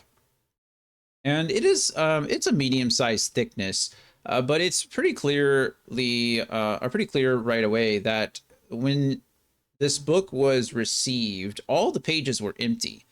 Um, on the very first page appears handwritten the book's title, Sarah of Yellowcrest Manor, that you can see down there for you that I gave you. Um, Yeah, it's actually pretty full. Only a handful of the pages towards the end of the book remain empty, but the rest are filled with handwriting that starts out pretty crudely, as if somebody is just learning to write. But it does become more flowing and elegant as the book goes on, and towards the end, it almost looks as if it was written by someone who's been, writing for many, many years. But that's mostly what you could get from flipping through it. Just vaguely. I can give you more information, but it also depends how much time you would like to spend with the book. I will mention that as flipping through it and reading just a few things at a time, no portals open. You are not hurt in any way. You are not transported to any magical locations. It seems to just be a book. Kiara's gonna scoff and look at Kyle and Alaric and just kind of be like, "You guys were scared of a young woman's diary." Listen, okay, we've opened so many books by now that we've gone and opened a portal, and Oh, so you wanted me to open a portal?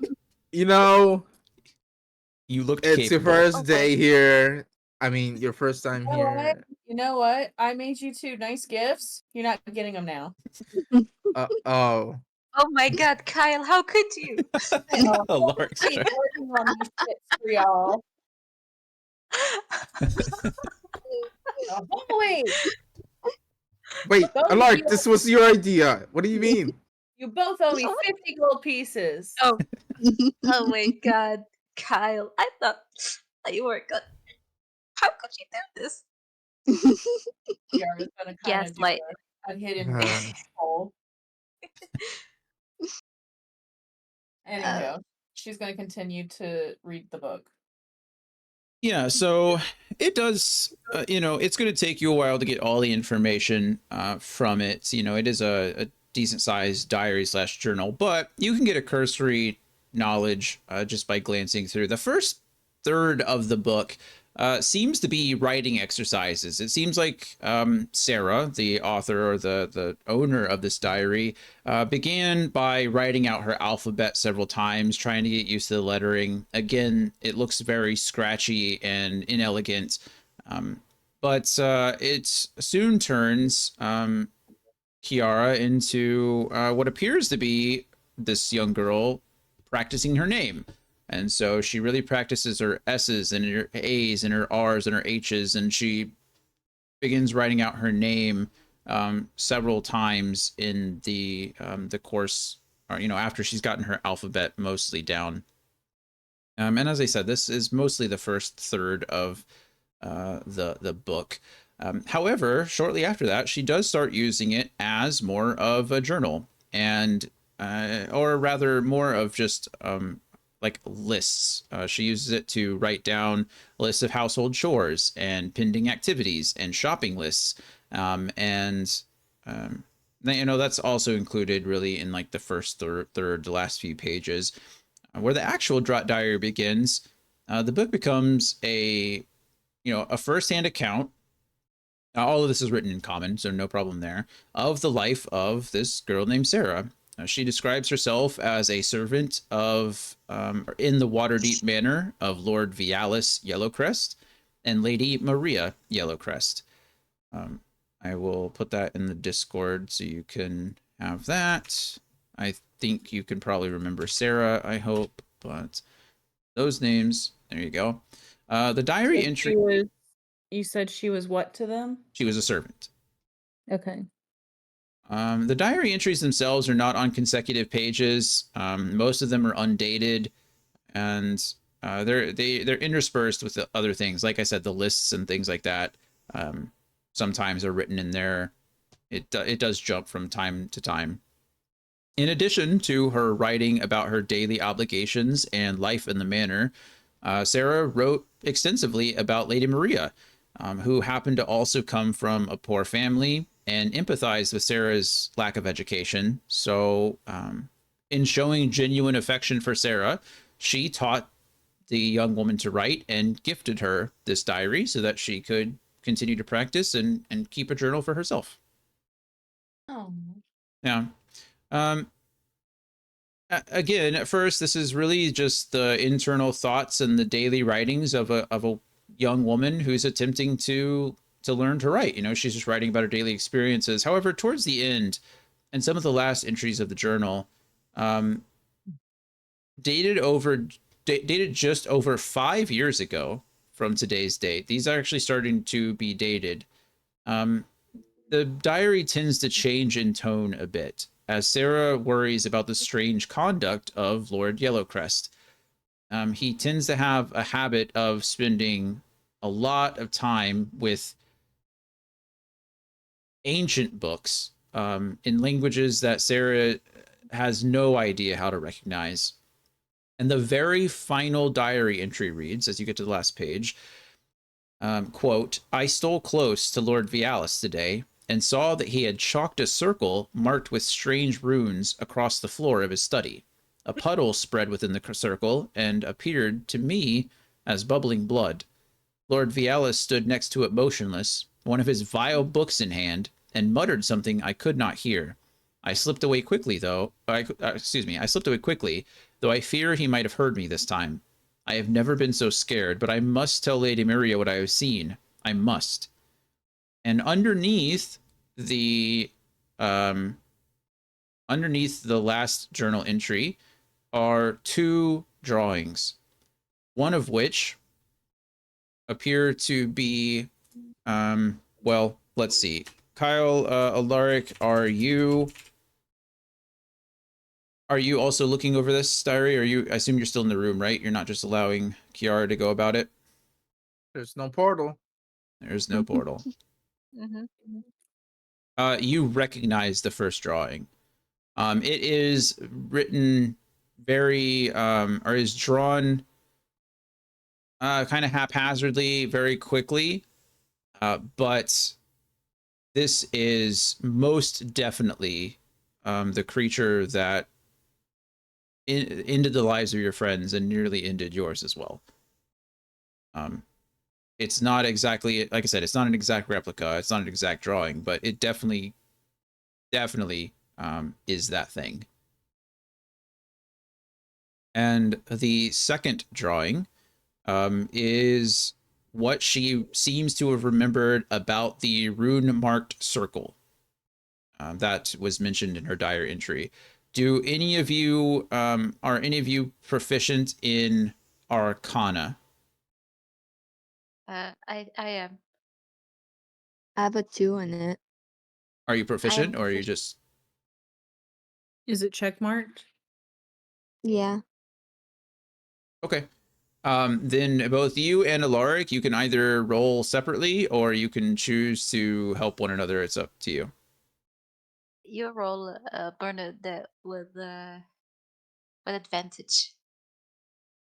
Okay.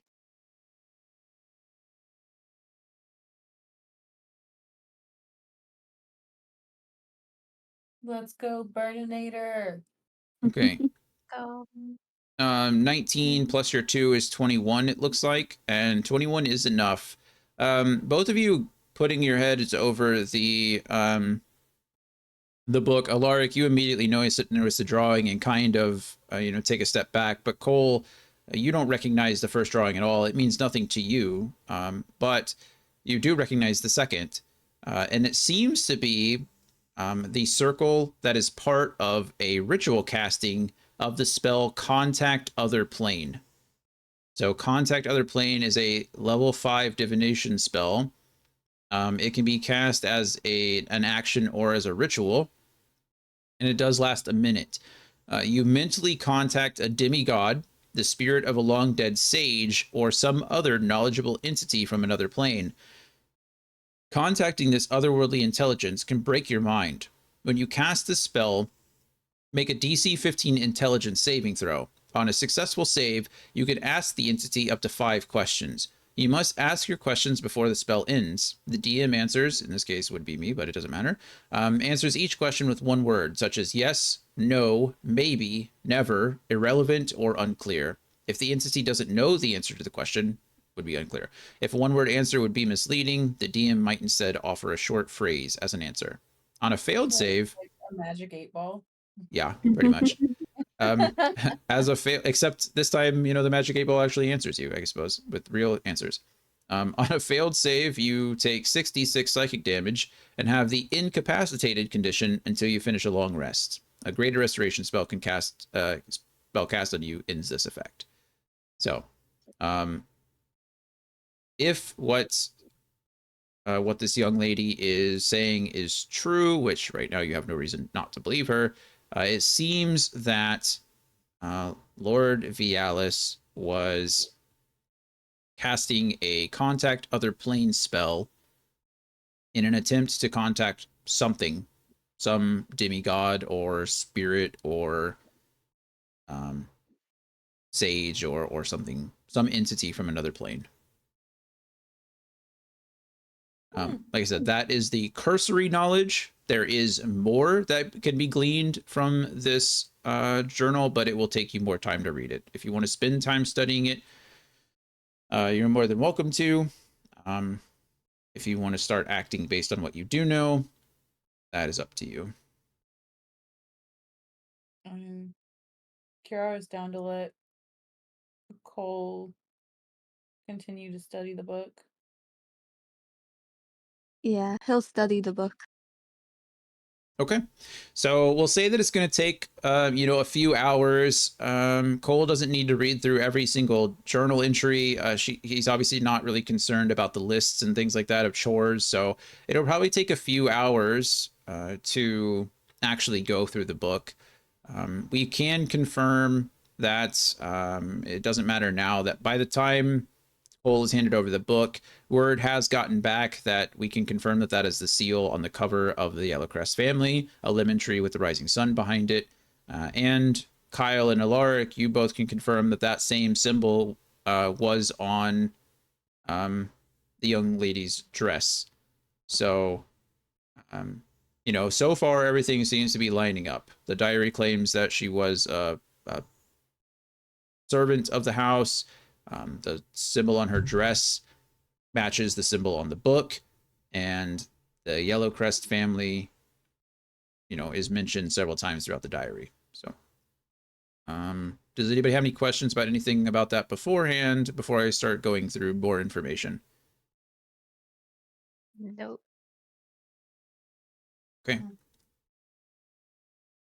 Perfect. So it's going to take you a few hours to do that, but this is more or less what you gain from it. A thorough reading of the diary reveals the broad details of the lives of Sarah and the Yellowcrest family. Yellowcrest Manor stands on Delzorin Street in Waterdeep's North Ward. That's the first thing you learn. If anybody's taking notes and I'm going too fast, let me know. I can also post this in the Discord as well. If you could post it so that way I can spell it correctly, because you are going a little fast for my writing. Not a problem. I will go through everything and then I'll post it as a whole afterwards. Awesome. Thank So, you. Okay, so Yellowcrest Manor stands on Delzorin Street in Waterdeep's North Ward. Lord Vialis and Lady Maria had two sons, Malik and Janice, and one daughter, Tiana. The family owned several tanneries and shoemaking shops in Waterdeep, but most of its wealth was inherited on Maria's side. Lord Vialis's closest business associate, was an elf named Farrell, who visited Lord Vialis twice a 10-day. And in a more personal note, Sarah had a romantic relationship with a young squire named Vekin, who lived close to the manor on Emar Street. Oh, those are the pieces of information that you gain from reading that book. As I mentioned, there are other bits and pieces throughout there, just general knowledge about day-to-day life from the young girl, but that is probably the most relevant. Okay.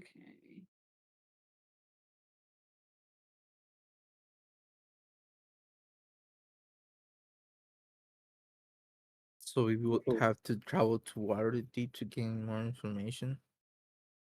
I think we owe it to the girl.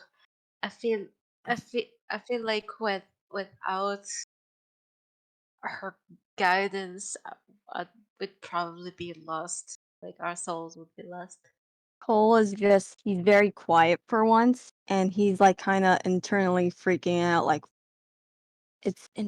connected to Waterdeep? No, And, can't be possible. and Kiara's just gonna sit there and be like, so is Sarah like the love child of this random dude? And Lady Maria? Not Um, sure. let's see. Um, Kiara, as you say her name, this is the first time her name has been spoken aloud since the book has opened. Sarah's ghost appears Oh, off shit. to the side. You see her once again. This is not the first time. This is Kyle and Alaric has now seen her several times, both in their dreams and now out of it. But this is the first experience that you're getting with her. Um, she looks exactly as I described her before. Let me go ahead and just pop her up here if I can find her. Sarah, where are you? I'm just gonna do this token. Boop. Hi, Sarah. Welcome back. Yeah. Uh, Um. also, also, the my contact is not a noble. She's a researcher and sage. Okay. Sorry. It's fine. It doesn't really make much of a Would difference. What? would it be? I was gonna say that maybe I could ask somebody who for that I know who could maybe. You are in a giant ass library full of 1.5 million scholars. You can ask any question Mhm. from anyone that you want. If you want to spend the time, um, asking someone or finding an expert on Waterdeep or on nobles in Waterdeep or on a history, like this is you're in Candlekeep. Anything you want to find can be found here. Yeah, So maybe. yes, after this interaction, you're more than capable or more than willing to go search anyone you like. Ironically, Cole is from Waterdeep. Oh, okay, Cool. perfect. Well, then Cole knows the answer. Just pretend all of that didn't happen. Cole, Pseudo Cole. have you been in Waterdeep this whole this like for a long time? He he and his mother fully settled into Waterdeep in around his teens. Okay. And how long ago did you leave Waterkeep? What Waterkeep? Waterdeep.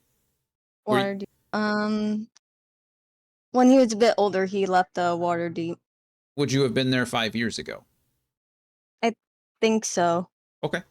Then yeah, go ahead and roll me before we start dealing with Sarah. Bye, Sarah. 1 second. You'll be back. Go ahead and roll. Deleted. Go ahead and roll me a history check. And I can give you more information specifically about the Yellowcrest family if you're good. Does anybody else have proficiency? You know what? I'll give you advantage. You don't even need it. You pass. Good job. Disregard everything I'm saying. Is that a 17 plus what in history? uh, 0. There's no plus in it. That's okay. So the Yellowcrest family is a name that you recognize. Cole, being from them, from there, you can confirm what you're reading in the diary is true. It seems like they did own several tanneries and shoemaking shops there, which is good. Lord Yellowcrest, the rumors around the murder were widespread at the time. It was a very interesting case. As Lord Yellowcrest was away from Waterdeep on business, then returned to find his wife, his sons and daughter, and the manor's 4 servants brutally murdered. He was shocked into a deep depression by the tragedy, and Lord Yellowcrest left Waterdeep to be alone with his grief. Rumors, seemingly spread by members of the city guard after investigating the murders, hinted at some sort of cult activity, but details of the killings were never revealed. No suspects were ever identified or charged. And lastly, the Yellowcrest family had a good reputation. There was no hint of personal or public impropriety at all. No one ever accused the grieving Lord Yellowcrest of having any connection to the murders because, firstly, he had an alibi of being out of town, and secondly, again, there was previously no issues, and no one ever had any complaints, and they were respected merchants of Waterdeep. So these are all things that Cole remembers. I'm also posting those in the Discord as well, because these are things Uh, that you're learning. So Cole's gonna be Like, it was really shocking. Yeah. Perfect. Well, that works out well. Okay, so yeah, as Cole explains these things and Kiara brings up Sarah as well, asking about who she is, or whether whatever. As Kiara is holding the book and her name is mentioned, so shall she appear. Her anguish is still apparent. It does not seem that she's just in a constant state of mourning and anguish, essentially. But she does look around. She recognizes Kyle and Alaric and nods to both of them in like a pleading way. And she looks down at her book in Kiara's hands and nods as well. Cole, she sees you, but she doesn't know you, so she doesn't really acknowledge you much. But she is there.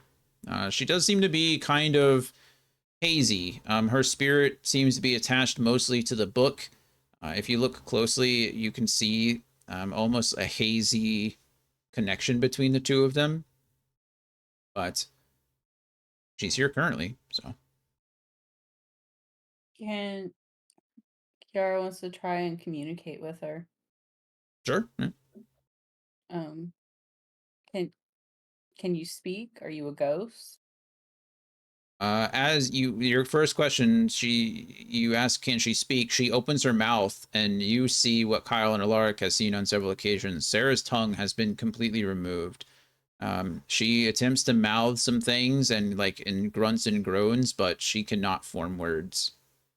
And after the tears flow even harder as she cannot you know she responded. She understands you. She just can't answer back. Hmm. Well, not with words anyway.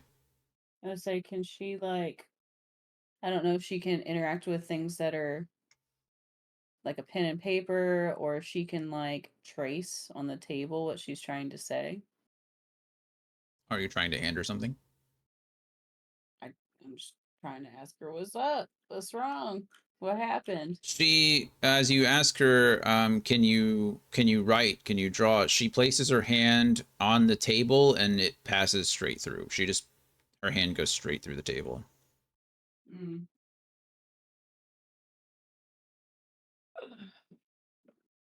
This is tricky. Hmm. Can anyone communicate telepathically? Uh, Or so on a ghostly tongue? And if only Kyle hadn't got rid of the psi crystal, huh? Oh, if only. I have an idea. what is it? Um, I'm gonna put the. I'm gonna write the alphabet on a parchment. Ouija board! Yeah, basically. Ooh. Kyle, do you want to be possessed? Because that's how you get possessed. Oh. Might as well. Sure, take my body. Wait, wait. If this is a great, I was From gonna the guy that also was scared suggest. of a book. I have a spell called borrowed knowledge. Can I use that in this situation? You think, Jonathan? It says you draw on knowledge from spirits of the past. Oh, Choose one. It's I mean, sick. Cool. That's actually crazy. Um, I would say rules as written, absolutely not. That's not how this works. I Um, know, but I narratively, it's really fucking cool. So I'm probably gonna say yes. Um, mean, I was gonna say I know the spell doesn't work actually like this, but we're role playing. Like, yeah, can it yeah, be yeah, an yeah. exception? It's funny also because the component cost for the spell is a book worth at least 25 gold pieces. So you have a book. I don't know if it's worth 25 gold pieces, but it's fun anyway. And the literal first line of that, it does say you draw knowledge from spirits of the past. Yeah, I'm going to allow that because it's cool. that's But amazing. you are probably, you know what? I don't even have to possess you to do it. This is just cool. So yeah, Alaric, you pull the You take the book from Kiara, and you can kind of see Sarah's spirit gravitate towards it. So she kind of passes through the table, like over the book, more or less. And as you cast the spell, borrowed knowledge, your mind, you place your hands on this book, and your mind seems to link up with Sarah's. You see bits and flashes of of her life, all the things that Cole was reading and describing to you all as he was going through it. You get these flashes of her memory. You can see Lady Yellowcrest. You can see her face as she gives you and Sarah the book for the first time. You experience Sarah and Vecken's first kiss as she goes over the passage there. You can see Sarah pouring hours of her time after hours of working as a servant throughout the day. She spends her evening hours drawing in this thing and learning to write. And sure enough, um, all these memories flood into you through the diary, you can see the circle being drawn um, on the floor by Lord Vialis, as Sarah, and you can feel the fear within her. What Alaric would you like to ask, or what would the party like to ask of her that Alaric can interpret for you? We'll go in order here. If there's anything that you'd like to know specifically that I can try to answer, otherwise I can just give you some general knowledge. Um, so, do you want general knowledge first and then ask specific questions, or do you want to ask specific questions and then general knowledge afterwards? I vote general knowledge first.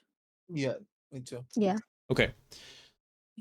So some of this for you, Alaric, is much easier to comprehend and to visualize if it's based in the book itself. It seems like it's much easier for you to see the memories if they've been written down versus what Sarah is trying to convey to you outside of them. However, this is generally what you get. Lord Vialis Yellowcrest was responsible directly for the murders of his wife, his children, Sarah, and 3 other servants, all of whom were killed as part of a dark ritual. However, there's a lot of trauma. A lot of this is a lot of, as Sarah is conveying this to you, again, you're getting a flood of these emotions. It's coming to you in bits and pieces, and the trauma itself seems to have obscured Sarah's memory of it, and at the very least obscured your viewing of it. You're only getting the vague details. The book that Sarah observed Vialis reading seemed to be the source of the ritual and a work of evil. As Lord, as Vialis was drawing out the image on the floor, he was referencing that book. The souls of Lady Maria, Malik, Janice, and Tiana have not moved on since their deaths. All 4 are trapped in the mortal realm until their physical remains can be buried in hallowed ground.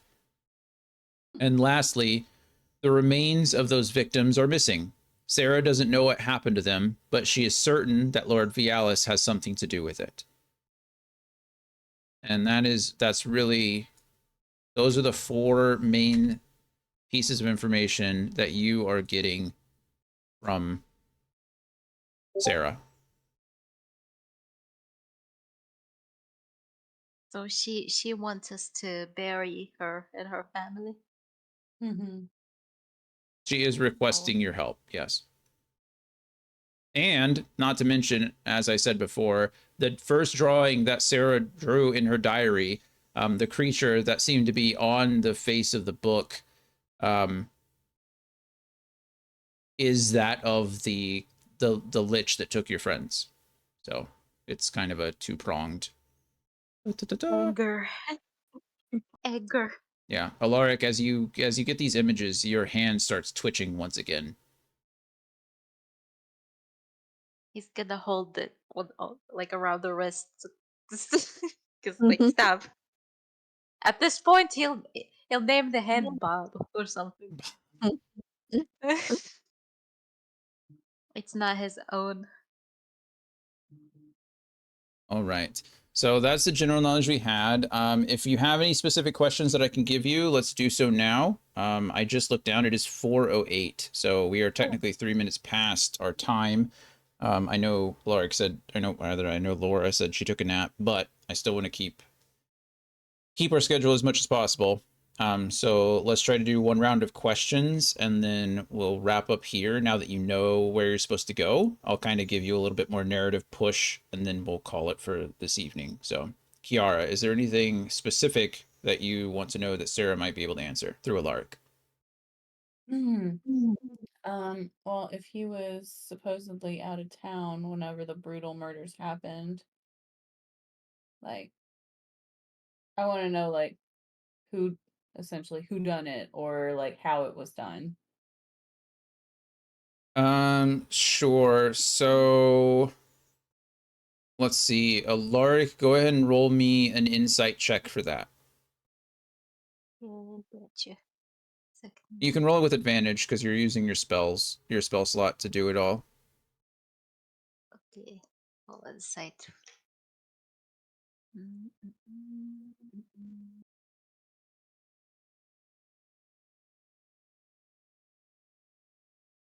17. Yeah.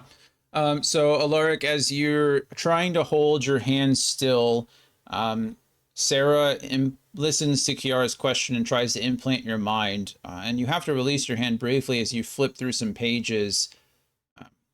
And your eyes are drawn to the word lie. It seems to be on a page where one of the other servants um, was made a mistake or was getting in trouble and the servant lied in order to try to put the blame onto someone else, but the Mm. word that you focus on is that really draws your attention is that word lie. And again, Alaric, you get these brief flashes. It seems that Lord Vialis and a couple of other hooded figures were directly responsible for Sarah's death. And well, that and the rest of the Yellowcrest family. You get these images, you get these flashes of Lord Vialis coming out of his young daughter's room, and Sarah seeing him. And the last thing Sarah really remembers is Lord Vialis hovering over her as he raises the knife. Hmm. Cole, Okay. any questions? Is that tree still in Waterdeep? The lemon tree? The tree they made the same tree as the one in the temple, right? Not in this case. It's a very good parallel that you're making, but in this case, no. The lemon tree with the rising sun is just the crest of the Yellowcrest family. The whole yellow sun cresting over the yellow lemon tree. The trees are not connected. But if you Oh, want, Sarah does, in this case, show you pictures, Alaric images of, a lemon tree in the backyard of the Yellowcrest home. They did have lemon trees, but they're not connected Um, to the temple tree. well, this is more of a question for you rather than her. Whenever you were going through it and she was describing the chalk rune circle thing and stuff, Hmm? where he was doing the ritual with the books, and whenever he was reading those ancient books, did she mention where in the house this was happening? Like if it was a secret room or maybe like a basement type thing? Did she mention something like that? She did not, but however, in the diary itself, it was referenced. The last entry of the journal references that Lord Vialis was often cooped up in his study with several ancient weird books. So Okay. it's probably a good bet that his study, but Okay. where that is, Sarah doesn't really mention. I don't think it's mentioned in the diary anywhere. It just says his study. Okay. Cool. Thank you. Mm-hmm. Kyle, any direct questions you'd like to ask of Sarah? Does she have any theories as to why he would kill her? No real theories. Obviously, Alaric gets flashes of the circle, of the ritual circle, gets flashes of the book. that Lord Vialis was holding, flashes of the hooded figures, flashes of the bloody knife. She's, Alaric can get the implication that she's implying that it was for some kind of ritual, right? Some kind of religious All magic has sacrifice a or ritual. price. Say that again. All magic has a price, and usually it's sacrificing something important to you. So it makes sense why he'd slaughter his family. Yeah. Okay. She doesn't know the real answer. Again, it seems like she really died due to circumstance rather than anything else. Her and her and the other three servants were all killed. Um, she doesn't know. But all she again, it's mostly just her and the family spirits cannot be laid to rest at this time. Oh, where are their bodies? Does she She does does she not know. know? Hmm. The remains of the victims are missing. Okay. And I can ask Cole this, right? But like is he still living at the manor or did he move?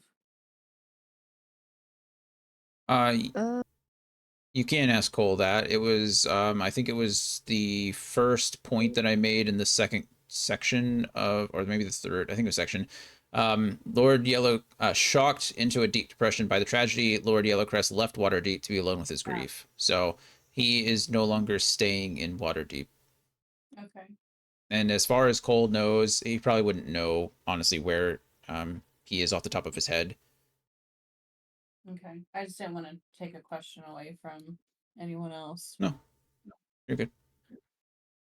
Alaric, last question. You guys can ask more questions if you need more clarifying information, but I'll give you, like I said, a quick narrative wrap up, and then we'll go from there. So, Alaric would like to know if this group had a name uh, or have a name. no idea. Sarah would have no idea whatsoever. Again, a lot of she doesn't even really understand why her and the Yellowcrest family were killed. She just knows that they are, and that Lord Yellowcrest, took the remains. So, um, So, in that case, he maybe just wants a confirmation if she just wants to be buried. If this is the way that she's asking for, like, is this the help that she wants, or she wants to like to just go to for us to like stop whatever this is, or whatever. What is it that she's asking yeah, us? good question. Go ahead and roll me another insight with advantage. Okay,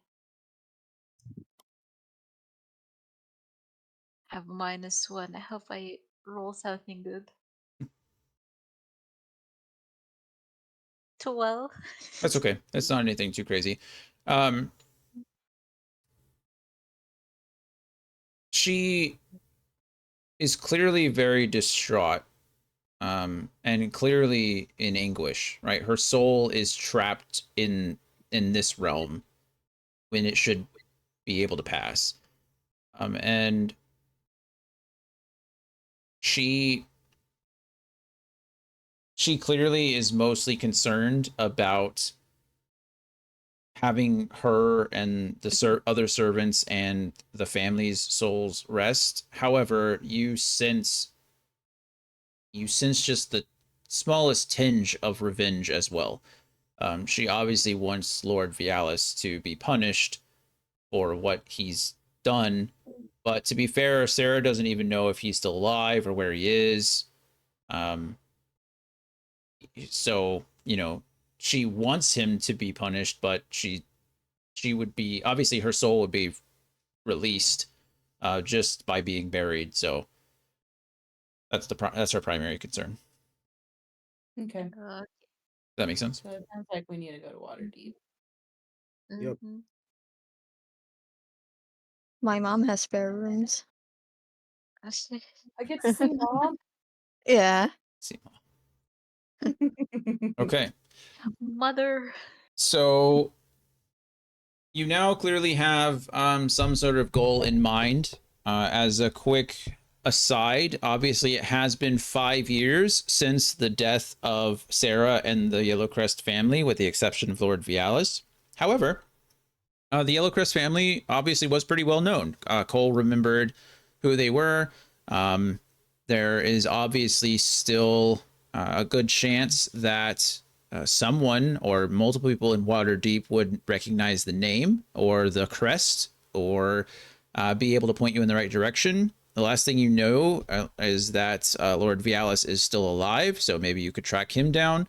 And you know exactly where they lived. You can find the manor was on, I believe, Dialzin Street. Mm-hmm. And you have some names, right? You have, well, you know that Lord Vialis is still alive, or not still alive, but you know Lord Vialis left Waterdeep. You know that he had a close business partner named Farrell. You know that Sarah had a romance with a young squire named Veckin. There are lots of leads and lots of little things that you can do.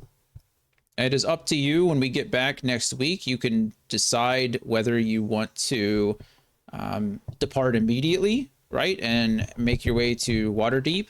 You can decide how you want to do it, whether you want to try to march your ass up to Waterdeep yourselves. I don't recommend that. Or, contract Miter Jans again. He sailed you up north to the Gripply village. I'm sure he'd be willing to sail you up north to Waterdeep. Or you could spend some time doing some research, right? You could find out more about Waterdeep, more about the Yellowcrest family, little things like that, and go from there. So I'm sorry we went a little late. I apologize. I know we're 15 minutes behind, but we went over a lot today. I'm kind of happy about that. I was afraid we'd have less to do than more to do, but here we are. So good job, everybody. Does anyone have any comments, questions, concerns about anything that we've gone over today before we call it and reconvene next week? I think I'm good. Yeah, It was a good session.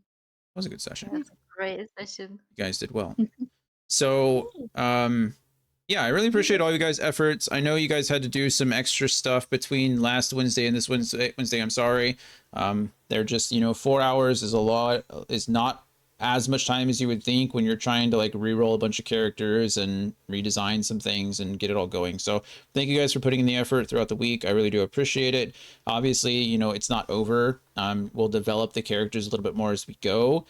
Emmy, if you want to visit your mother in Waterdeep, let me know. We'll figure that out. If you have a place to stay, if you have ideas and want to work that into your backstory, please send it to me. If you want me to make something up, I will make it up and send it to you.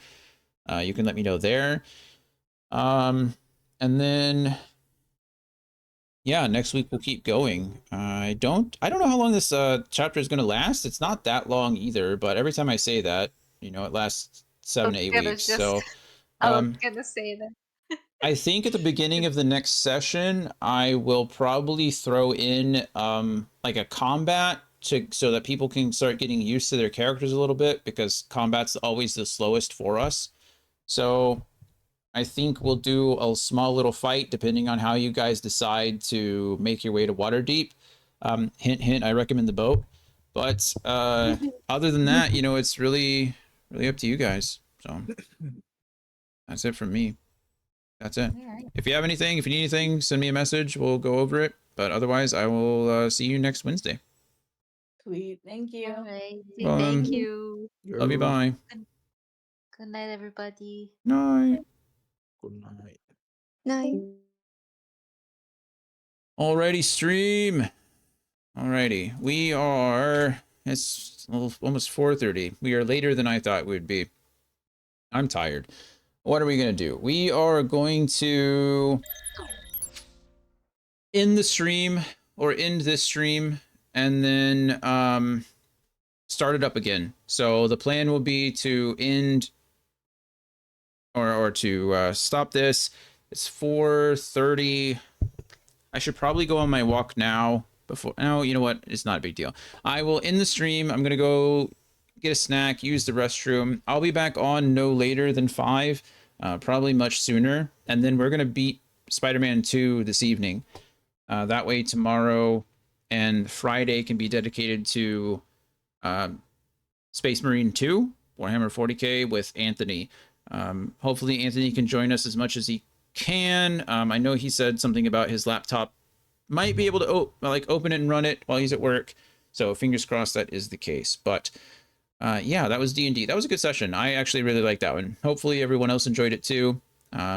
We got some good narrative work in. We got some good conversation in. Obviously, you know, they're going to have to learn to play with each other a little bit differently now. But the personalities are there. It's good, and I hope that we can keep it going as we move forward. So, yeah, as always, if I don't catch you again, thank you guys for being here while you could. I'll be back in just a few minutes with some Spider-Man 2. But again, if I don't see you, I love you guys. I appreciate you. And I'll see you soon, I hope. Bye for now.